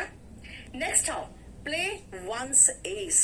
बेटा एस होता है आपके ताश के पत्ते में जो इक्का होता है ना, जो एक वाला एक होता है जो इक्का, वो इक्का कहते हैं उसको एस। जब आप अपना पत्ते का इक्का फेंक रहे हो, इसका मतलब है उसके आगे किसी के पास कोई पत्ता ही नहीं हो सकता। यानी आपने अपना बेस्ट जो था, जो सबसे बेस्ट था आपके पास, आपने वो फेंक दिया। यूज वंस बेस्ट रिसोर्स, जो आपके पास बेस्ट रिसोर्स था आपने उसको फेंक दिया, यानी आपने उसको इस्तेमाल कर लिया। So remember, play one's ace का मतलब होता है कि जो बेस्ट रिसोर्स है उसका इस्तेमाल करना। ठीक है। Hear it on the grapevine. Grapevine का मतलब होता है बेटा, पेड़ जो ग्रेप्स होते हैं ना, वो कोई बहुत स्ट्रॉन्ग पेड़ पर नहीं होता है, वो झाड़ पे होता है ना। वो बिल्कुल ऐसा लत लगा रहता है, उस पे ही वो लताएं जो होती है उस पर अंगूर होते हैं, यानी बहुत स्ट्रॉन्ग नहीं होता उसका, कोई पेड़ नहीं होता है अंगूर का। तो hear it on grapevine का मतलब यार कोई ऐसा बहुत स्ट्रॉन्ग बातें नहीं है जो आप जिस पर रिलाई कर सकते हो, सुनी सुनाई बातें है ना, बहुत इतना स्ट्रॉन्ग चीज नहीं है जिस पर आप बहुत रिलाई कर सकते हो। जिसका मतलब हो गया टू हियर और learn of something through an informal means, यानी कि जो ऐसी खबर है जिस खबर पे बहुत ज्यादा भरोसा नहीं किया जा सकता है। ठीक है, देखो स्पेशली गॉसिप, ये गॉसिप है। नेक्स्ट आओ, an arrow in the quiver. आप देखते हो जो आप पिक्चर वगैरह देखोगे जिसमें, चलो रामायण का ही देख लो, श्री राम के पीछे आप देखोगे क्विवर होता है जिसमें एरोस रहते हैं, है ना, जिनके उसमें तीर रहते हैं, जो वो लेके ऐसे चलते थे, है ना। तो एरो इन द क्विवर का मतलब क्या हुआ?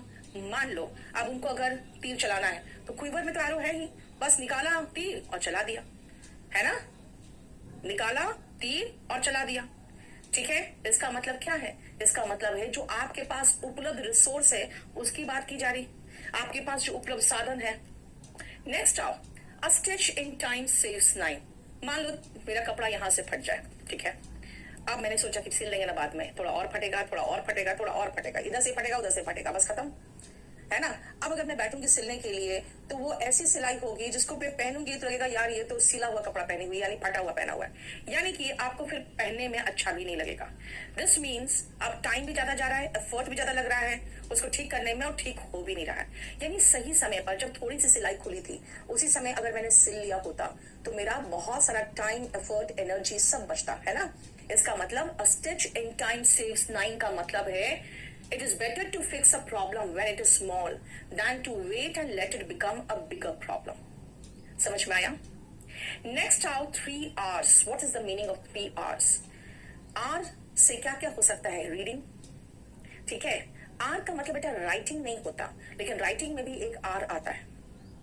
एंड R से अरिथमेटिक भी शुरू नहीं होता, लेकिन अरिथमेटिक में भी एक R आता है. ये 3 R से रीडिंग, राइटिंग एंड अरिथमेटिक. कम से कम थोड़ा सा तो रीडिंग आना चाहिए कि अगर मान लो कोई रिक्शा भी चला रहा है तो एक नोट देख के पढ़ेगा तो क्या, अच्छा ये तो 10 रुपये है, ठीक है, क्लियर.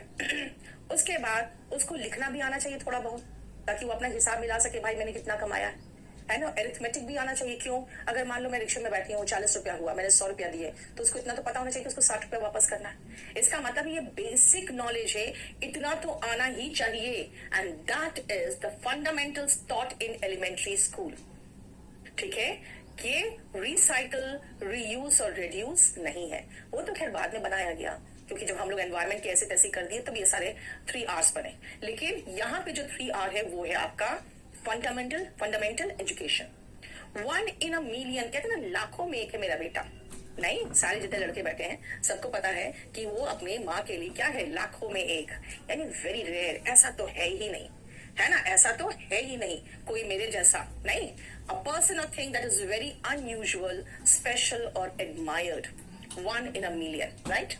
Not 1 iota. iota मतलब बेटा इतना सा, मतलब इतना सा, मतलब थोड़ा सा क्वांटिटी में, इतना सा भी नहीं. नॉट 1 iota, यानी the police did not find, the police found not 1 iota of evidence against him. इसका मतलब उसके खिलाफ इतना सा भी सबूत नहीं मिला. मतलब not even tiny bit, not at all. not लगा हुआ देखो. नेक्स्ट आओ 1 too many. जब शराबी होते हैं ना, वो पियेंगे, अच्छा बस एक पैग लूंगा, उससे ज्यादा नहीं, एकदम नहीं, मैं आजकल पीना छोड़ चुका हूं, है ना. उसके बाद वो पैग लेगा, अच्छा चलो एक और चलेगा, नहीं एक और, बस उसके बाद में 2 पैग से ज्यादा बिल्कुल नहीं लेता हूं मैं, ठीक है. 2 पैग लिया और 2 के बाद तो फिर उसकी गिनती खत्म हो जाती है, क्योंकि 2 के बाद तो गिनती आती नहीं. पीने के बाद 2 पैग चढ़ा अंदर, उसके बाद फिर मैनी हो जाता है. मतलब 1 too many का मतलब हेविली ड्रंक. क्या है? too many drinks, heavily drunk. Play second fiddle, बेटा याद रखना, सेकेंड का मतलब 2 यम हो गया, दूसरा हो गया, तो stay second, to be second fiddle का मतलब, या प्ले सेकेंड फिडल का मतलब है 2 यम दर्जा अपनाना. मतलब मेन पोजीशन पे नहीं, उसके नीचे. देखते हो बहुत सारे ऐसे बहुत सुंदर सुंदर महिलाएं हैं, बहुत सुंदर सुंदर हीरोइंस हैं, जिन्होंने अपने से ऐसे आदमी से शादी कर ली जिनके पहले से बीबी थी, है ना. They played second fiddle in the life of their husband. ठीक है, टू प्ले सेकेंड फिडल का मतलब क्या होता है? 2 यम दर्जा अपनाना. समझ में आया? क्लियर? बताओ कोई प्रॉब्लम? क्लियर? आगे बढ़ो, चलो नेक्स्ट पेज आ जाओ, और ये आपका आखिरी पेज होगा. 2 लेफ्ट फीट. आपके पास 2 फीट है, एक लेफ्ट है एक राइट है, इसीलिए आप बैलेंस करके चलते हो, है ना.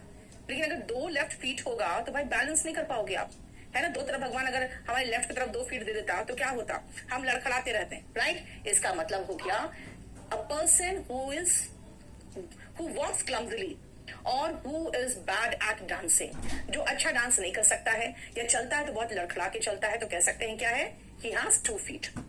2 peas in a pod. ध्यान से सुनना, 2 peas in a pod का मतलब 2 peas in a pod. आपको पता है ना, मटर के जो दाने होते हैं वो रहते हैं उसमें, ग्रीन कलर का उसका जो कवर होता है उसमें रहते हैं.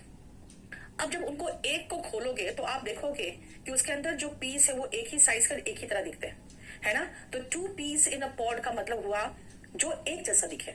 जैसे कहेंगे भाई वो दोनों जुड़वा भाई है ना. Yes, they are 2 peas in a pod. मतलब they are 2 peas in a pod का मतलब भाई मैं तो पहचान ही नहीं पाती हूँ कौन लड़का कौन है. दोनों भाई इतना ज्यादा एक जैसा दिखता है. इसका मतलब यूज्ड क्या करने के लिए? टू से दैट 2 people और thing that are very similar to each other. ये बताना कि देखो दोनों एक जैसा है. Like a shag on a rock. Shag का मतलब होता है कोई चिथड़ा सा, ऑन ए रॉक मतलब किसी रॉक पे पड़ा हुआ, यानी वो चिथड़ा किसी कपड़े का चिथड़ा है या कोई भी चीज का चिथड़ा है, वो अलग थलग पड़ा हुआ है ना, अलग थलग पड़ा हुआ है, राइट. इसका मतलब है कि सब लोग उसको अलग थलग कर चुके हैं, वो है ही नहीं किसी के साथ. अलग थलग पड़ना, इन एन आइसोलेटेड और एक्सपोज्ड पोजीशन. जैसे अभी देखोगे, अगर आप कहोगे कि हाँ इलेक्शन में मान लो कोई ऐसा पार्टी है या ऐसा नेता है जिसको अब कोई भी लेना नहीं चाह रहा है ना, वो बिल्कुल अलग थलग पड़ा हुआ है, तो क्या कहेंगे? He is like a shag on a rock. कोई भी पार्टी इंटरेस्टेड नहीं उसमें, कोई भी उसको अपने पार्टी में लेने में कोई दिलचस्पी नहीं लगा दिखा रहा है। He is like a shag on a rock. The ayes have it, ये जानते हो क्या? ये बहुत पुरानी सिस्टम है जो आज भी हमारे फॉलोड हो रहा है हमारे पार्लियामेंट में।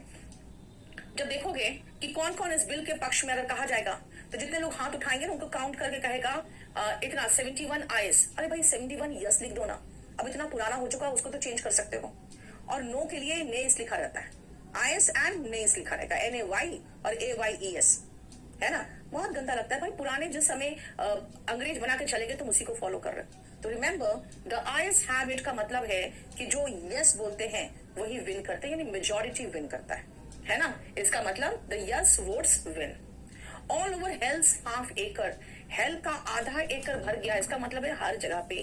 That means you can say this disease, this pandemic, it is all over hell's half acre, मतलब सब जगह फैल चुका है। इसका मतलब everywhere, spread out across a great distance और एरिया। देखो कोई प्रॉब्लम बताओ, नंबर में हम लोग को स्टार्ट करना है। चलो ठीक है।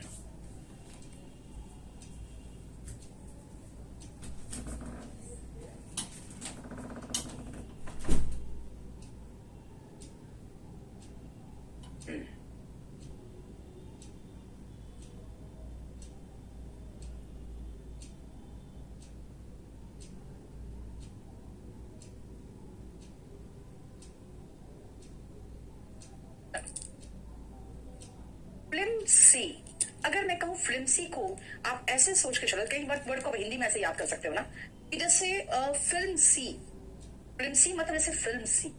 फिल्म का मतलब समझते ही हो, फिल्म का मतलब तो आप समझते हो ना, फिल्म के जैसा। अब फिल्म क्या है बेटा? फिल्म आप जब देखने जाते हो तो वो मूवीज में जो दिखाया जाता है वो जनरली कहानी होता है जिस पर आप विश्वास नहीं कर सकते, यानी जो भरोसेमंद चीजें नहीं है वो नॉट रिलायबल को हम फिल्म सी कह सकते हैं। अगेन फिल्म सी चीजें जो होती है उसको हम फिल्म सी कह सकते हैं। तो फिल्म जो होते हैं देखते हो बहुत पतला सा उसका फिल्म होता है, कोई भी चीज बहुत पतला सा होता है कहते हैं थिन फिल्म है उसके ऊपर, यानी जो पतली सी होती है ना उसको फिल्म कहते हैं। यानी इजिली ब्रोकन, जो स्ट्रोंग नहीं है, नॉट स्ट्रोंग, आसानी से टूटने वाला, कमजोर, भरोसा नहीं करने लायक, वो होता है फ्लिम्सी। सो अगर आप फ्लिम्सी एक्सक्यूज बनाते हो क्लास में लेट आने का, तो वो क्या होता है? नॉट रिलायबल, बेकार, बेकार के बहाने। Don't make फ्लिम्सी excuses. Sky rocket, बेटा रॉकेट तो समझते हो, सीधा ऐसे ऊपर जाता है, रॉकेट हमेशा ऐसे ऊपर ही तो जाता है ना। और स्काई मतलब समझते हो, कोई चीज अगर स्काई रॉकेट कर रहा है इसका मतलब तेजी से ऊपर जा रहा है। अगर आप कहोगे पेट्रोलियम प्रोडक्ट्स स्काई रॉकेट कर रहा है, प्राइस पेट्रोलियम प्रोडक्ट का, तो क्या कर रहा है? तेजी से ऊपर जा रहा है। क्लियर? क्या कहा मैंने? रॉकेट की तरह ऊपर जाना इज स्काई रॉकेट।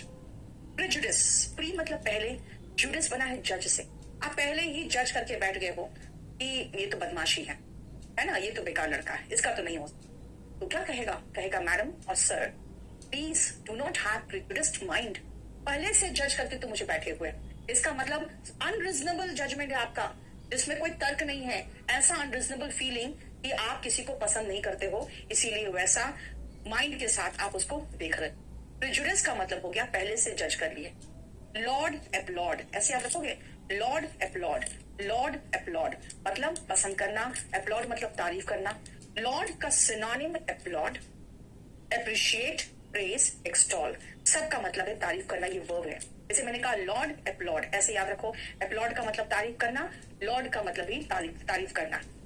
एक और ऐसे याद रखो, पहले एडमोनिश करते हैं फिर पनिश करते हैं।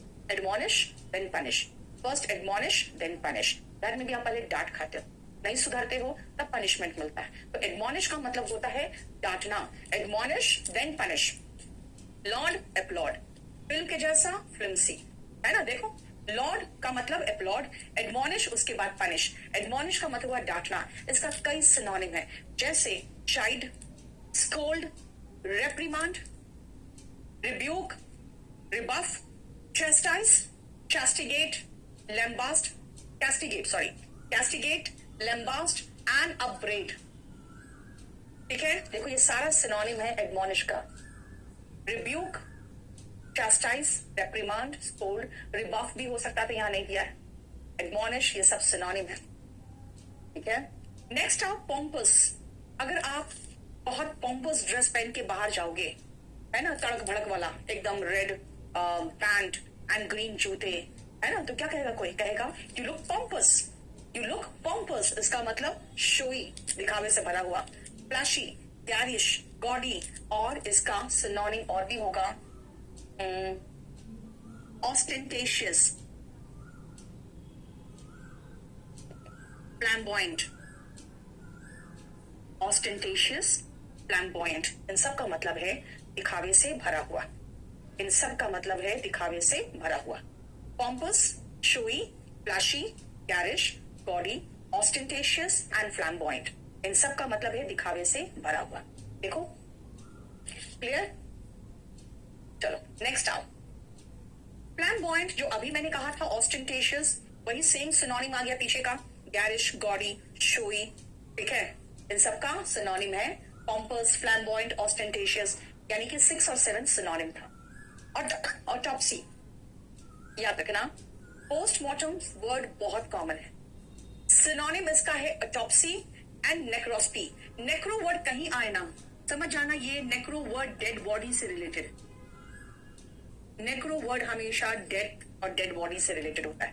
नेक्रोस्पी एंड ऑटोप्सी, देखो पीएसवाई दोनों में है ना, autopsy and necropsy, postmortem is synonym. Postmortem में क्या होता है, किसी मरे हुए व्यक्ति का शारीरिक परीक्षण होता है, लेकिन जो जीवित होता है उसका शरीर का परीक्षण वो कैसे, मान लो किसी को यहाँ पे कोई ग्लैंड फूला हुआ दिख रहा है ना, कोई गांठ सा हो गया, तो डॉक्टर चीरा लगा के वो गांठ का थोड़ा सा निकाल के भेजते हैं चेक करने के, और फिर जब चेक होके आता है तो डॉक्टर कहता है नहीं तो जल्दी से ऑपरेशन कराओ, ये कैंसरस है, या फिर कई बार डॉक्टर कहते हैं यार छोड़ दो उसका, रहने दो, ये कुछ नहीं है, ठीक है, बिनाइन ट्यूमर है, बिनाइन मतलब होता है काइंड, ये कुछ नहीं करेगा, नॉट हार्मफुल, ठीक है। इसका मतलब कैसे पता चला, लिविंग सेल्स भेजा गया, मरने के बाद वो सेल्स डेड हो जाता है, लेकिन जिंदा रहने पे वो सेल्स लिविंग होता है, इसलिए bio is living. Fact simile क्या है, फैक्ट्स सिमिलर हो तो फैक्ट सिमिली होता है। फैक्ट सिमिलर का मतलब क्या हुआ भाई, एग्जैक्ट फोटोकॉपी, इसलिए कई बार एग्जैक्ट को फोटोकॉपी नहीं कहते हैं, कहते हैं fact simile of the document. इसका मतलब बिल्कुल सेम वैसे ही, या तो पहले फोटोकॉपी भेज सकते हैं, आप पीडीएफ बना के भेजते हैं, जैसे भी भेजोगे सारा एग्जैक्ट हूबहू होना चाहिए। इसका सिनोनिम रेप्लिका कह सकते हैं, हालांकि किसी चीज का एकदम एग्जैक्ट कोई मूर्ति बना दी कहते दिखता है बिल्कुल रेप्लिका है, तो मतलब एग्जैक्ट कॉपी सेम की तरह। स्पोरैडिक, रुक रुक के, अगर आपकी स्टडी स्पोरैडिक चलती है ना तो एग्जाम पास करने के चांसेस कम हो जाते हैं। रुक रुक के, irregular, bye fits and starts, इसका एक इडियम भी आता है, बाय फिट्स एंड स्टार्ट्स, कहते हैं रुक रुक के बारिश हो रही है, it is raining intermittently, intermittent भी तो हुआ रुक रुक के, irregular, bye fits and starts and intermittent, ये सब सिनोनिम है स्पोरैडिक का। देखो इडियम से हम इडियट सोच सकते हैं, और सिनोनिम में आप सेम मीनिंग समझते हो ना, सेम मीनिंग पढ़ते हो। इडियोसिंक्रेसी होता है जब इडियट की तरह ही आप बिहेव करने लगते हो, आपका व्यवहार बहुत विचित्र और वियर्ड, अजीब सा हो जाता है। Unusual behaviour of a person, weird behaviour, I don't understand his idiosyncrasy, उसका व्यवहार ऐसा है मुझे समझ में बिल्कुल नहीं आता, because he is not a normal person, इसका व्यवहार एबनॉर्मल है, तो एबनॉर्मल व्यवहार को हम इडियोसिंक्रेसी कहते हैं। अब किसी वर्ड में MAL देख लो तो मैल का मतलब गंदा होता है, एबिस्मल का मतलब होता है जो बहुत ही खराब क्वालिटी का हो, है ना। एबिस्मल क्वालिटी का राइस बांट के अगर आप कहोगे कि भाई हमने देखो गरीबों को राशन दे दिया, तो सब कहेगा कि देखो एबिस्मल क्वालिटी है इसमें, इसके अनाज में क्वालिटी का अनाज बांट रही है। नेक्स्ट आ जाओ, लैक मतलब कमी होना, और लस्टर जो है ना इसका मीनिंग है चमक। ब्रिज क्या करता है, ब्रिज किसी भी चीज को छोटा बनाता है ना।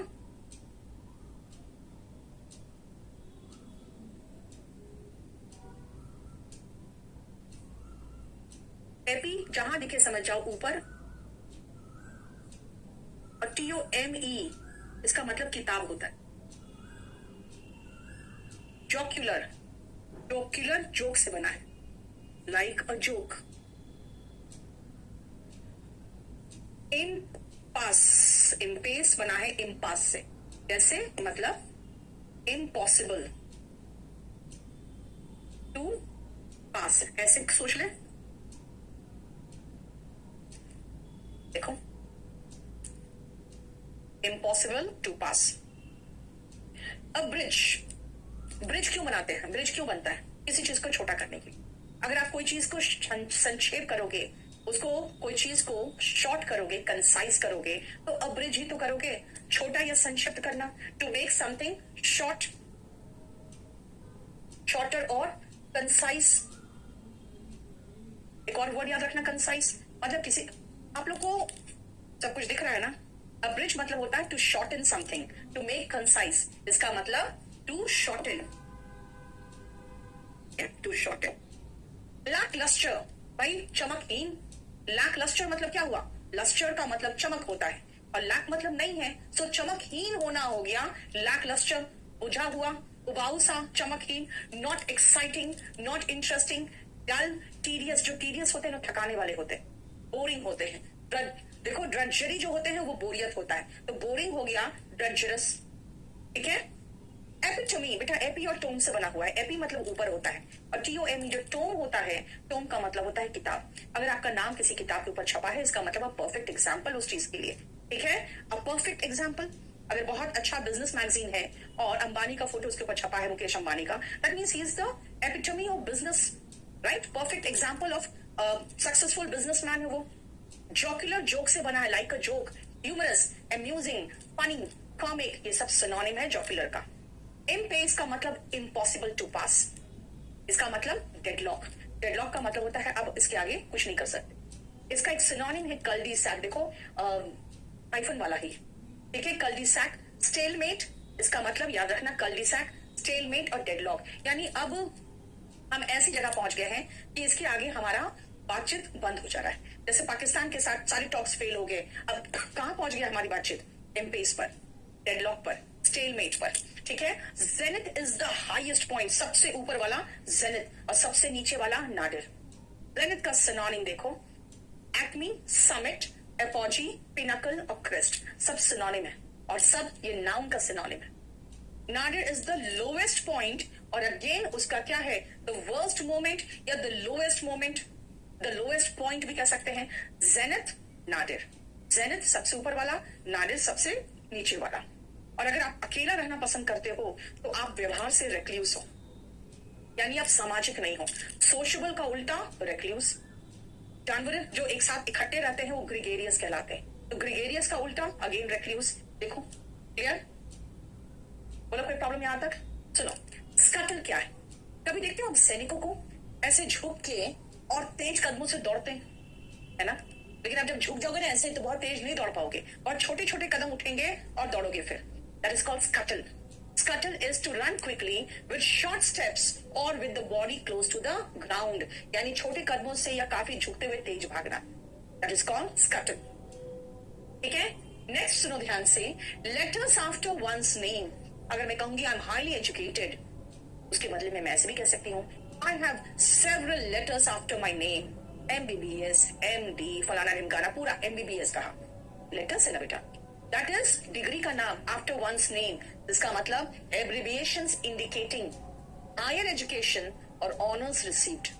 इसलिए लेटर आफ्टर वंस नेम, जैसे मैंने कहा आई एम हाईली एजुकेटेड, इसके बदले में मैं ये भी कह सकती हूँ I have several letters after my name, इसका मतलब I am highly educated.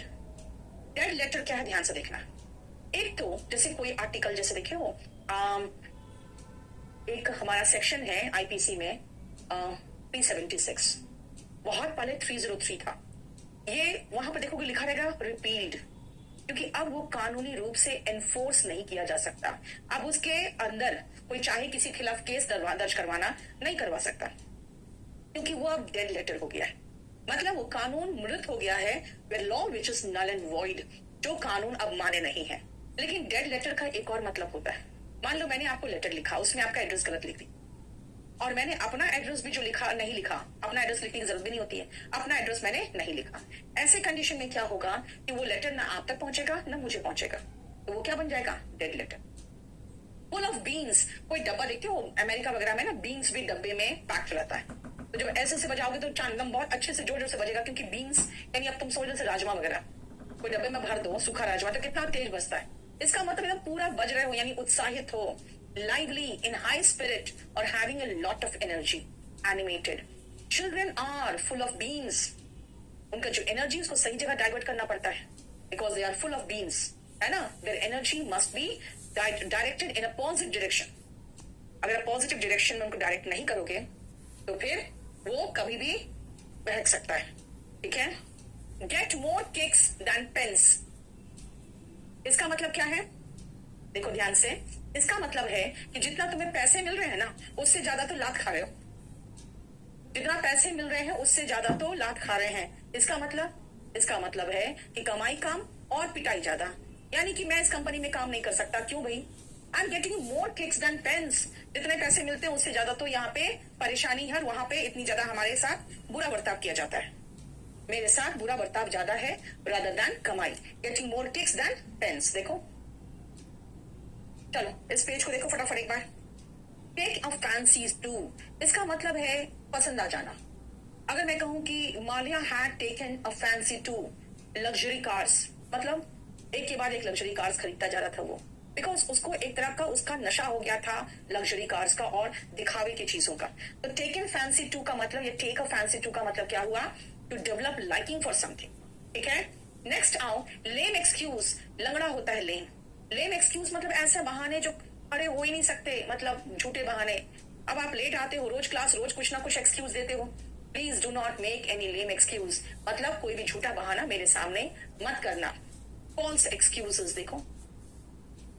Toll talk, डींगे। I don't like such people, they are busy in only tall talks. सिर्फ डींगे मारते रहते हैं। दे आर ईगोइस्ट, नहीं, they are egotist. They blow their own trumpet, अपनी मुंह मियां मिट्ठू है वो। They are boastful and they are always invited in tall talks. बड़ी बड़ी बातें, डींगे खाली। Next now, what is the meaning of pep talk? Pep talk का मतलब होता है जो आपको encourage करता है, ठीक है ना? जैसे आपके पेरेंट्स के pep talks आपको और encourage कर देते हैं कि मैं लाइफ में कुछ करूं। So sometimes you need pep talks from your parents, from your teachers to do well in exam, right? Clear? Heart to heart talk, दिल से दिल की बात। जब अपने पुराने दोस्तों से मिलते हो तो क्या करते हो? You have a heart to heart talk, दिल से दिल की बात करते हो। You have a heart to heart talk. Talk a blue streak, talk a blue streak क्या होता है? थोड़ा सा समय है, इतनी पुराने फ्रेंड से मिला मैं यार, I just talked a blue streak, मतलब लगातार और जल्दी जल्दी बोलना। We had a heart to heart talk and I talked a blue streak because I really missed him a lot, ठीक है? You need pep talks from your parents. But sometimes what happens when you meet your very old friend, then he is busy in tall talks. And at that time you realize that you cannot have heart-to-heart talk with him. The reason is he is busy in tall talks. And he will talk a blue streak throughout the time. He will brag. Brag मतलब सही है, brag मतलब भी boast होता है. Talk through one's hat. इसका मतलब to talk foolishly. कई बार आप अपने नेताओं को सुनोगे ना तो लगेगा यार ये हमें कितना मूर्ख बना रहे हैं, लेकिन खुद कितने मूर्ख लग रहे हैं ऐसे बड़े बड़ी बातें बोलने में। They will talk through their hat. That means वो सिर्फ मूर्खतापूर्ण बातें कहेंगे, ऐसी बातें जो कभी सच हो ही नहीं सकती, ठीक है? चलो लास्ट 5 बचा हुआ है, जल्दी करो। At the drop of the hat, छोटी छोटी बात पर, इतनी छोटी बात जैसे कि टोपी गिर जाए उस पर, She makes a hue and cry, बार बार हो हल्ला मचाती बिना बात का। Even at the drop of the hat, मतलब इतनी छोटी बात पर। At the drop of the hat का मतलब बहुत छोटी बात पर। At the drop of the hat का मतलब हुआ तुरंत बिना हिचकिचाहट के और एकदम इमीडिएटली, ठीक है ना? Hats off, जब बेटा किसी को सम्मान देना होता है तो क्या करते हैं? ऐसे झुकते हैं, राइट? लेकिन आप जब झुकोगे तो सर से टोपी नीचे गिर जाएगा, क्योंकि इंग्लैंड वगैरह में तो क्या है, टोपी पहनने का तो चलन है ना, इसलिए क्या करते हैं? हैट हटाते हैं और फिर झुकते हैं। तो हैट्स ऑफ का मतलब है कि भाई आपके सम्मान में मैं अपना सर झुका रहा हूँ, ठीक है? ये एक फ्रेज है जो बताता है कि आपकी तारीफ की जा रही है, या आपको थैंक यू किया जा रहा है, या आपको सम्मान दिया जा रहा है। टर्न टर्टल, टर्टल बेटा कछुआ जो होता है, अगर ऐसे टर्न कर जाए तो अपने आप सीधा नहीं हो सकता, क्योंकि उसका पीठ ऐसे गोल होता है। इसीलिए कोई चीज पलट जाता है ना तो कहते हैं the car has turned turtle, the boat has turned turtle, मतलब पलट गया। अल्फा एंड ओमेगा, शुरू और अंत। ग्रीक है शायद, ग्रीक या लैटिन में जो पहला होता है लेटर उसको अल्फा कहते हैं, लास्ट वाले को ओमेगा कहते हैं, यानी शुरू और अंत। ठीक है। ऑल एंड सन्ड्री, जब नोटबंदी हुआ तो कुछ लोग कहते भाई धनी लोग बहुत प्रॉब्लम में थे, ऐसा कुछ नहीं। कई लोग तो जो लाइन में मरे हैं वो धनी नहीं थे, वो लोग नॉर्मल आदमी थे। So it affected, demonetisation affected all and sundry, सब लोग त्रस्त हुए थे। ऑल एंड सन्ड्री मतलब एवरीवन विदाउट एनी डिस्टिंक्शन। देखो हो गया, बस आज इतना ही रहे।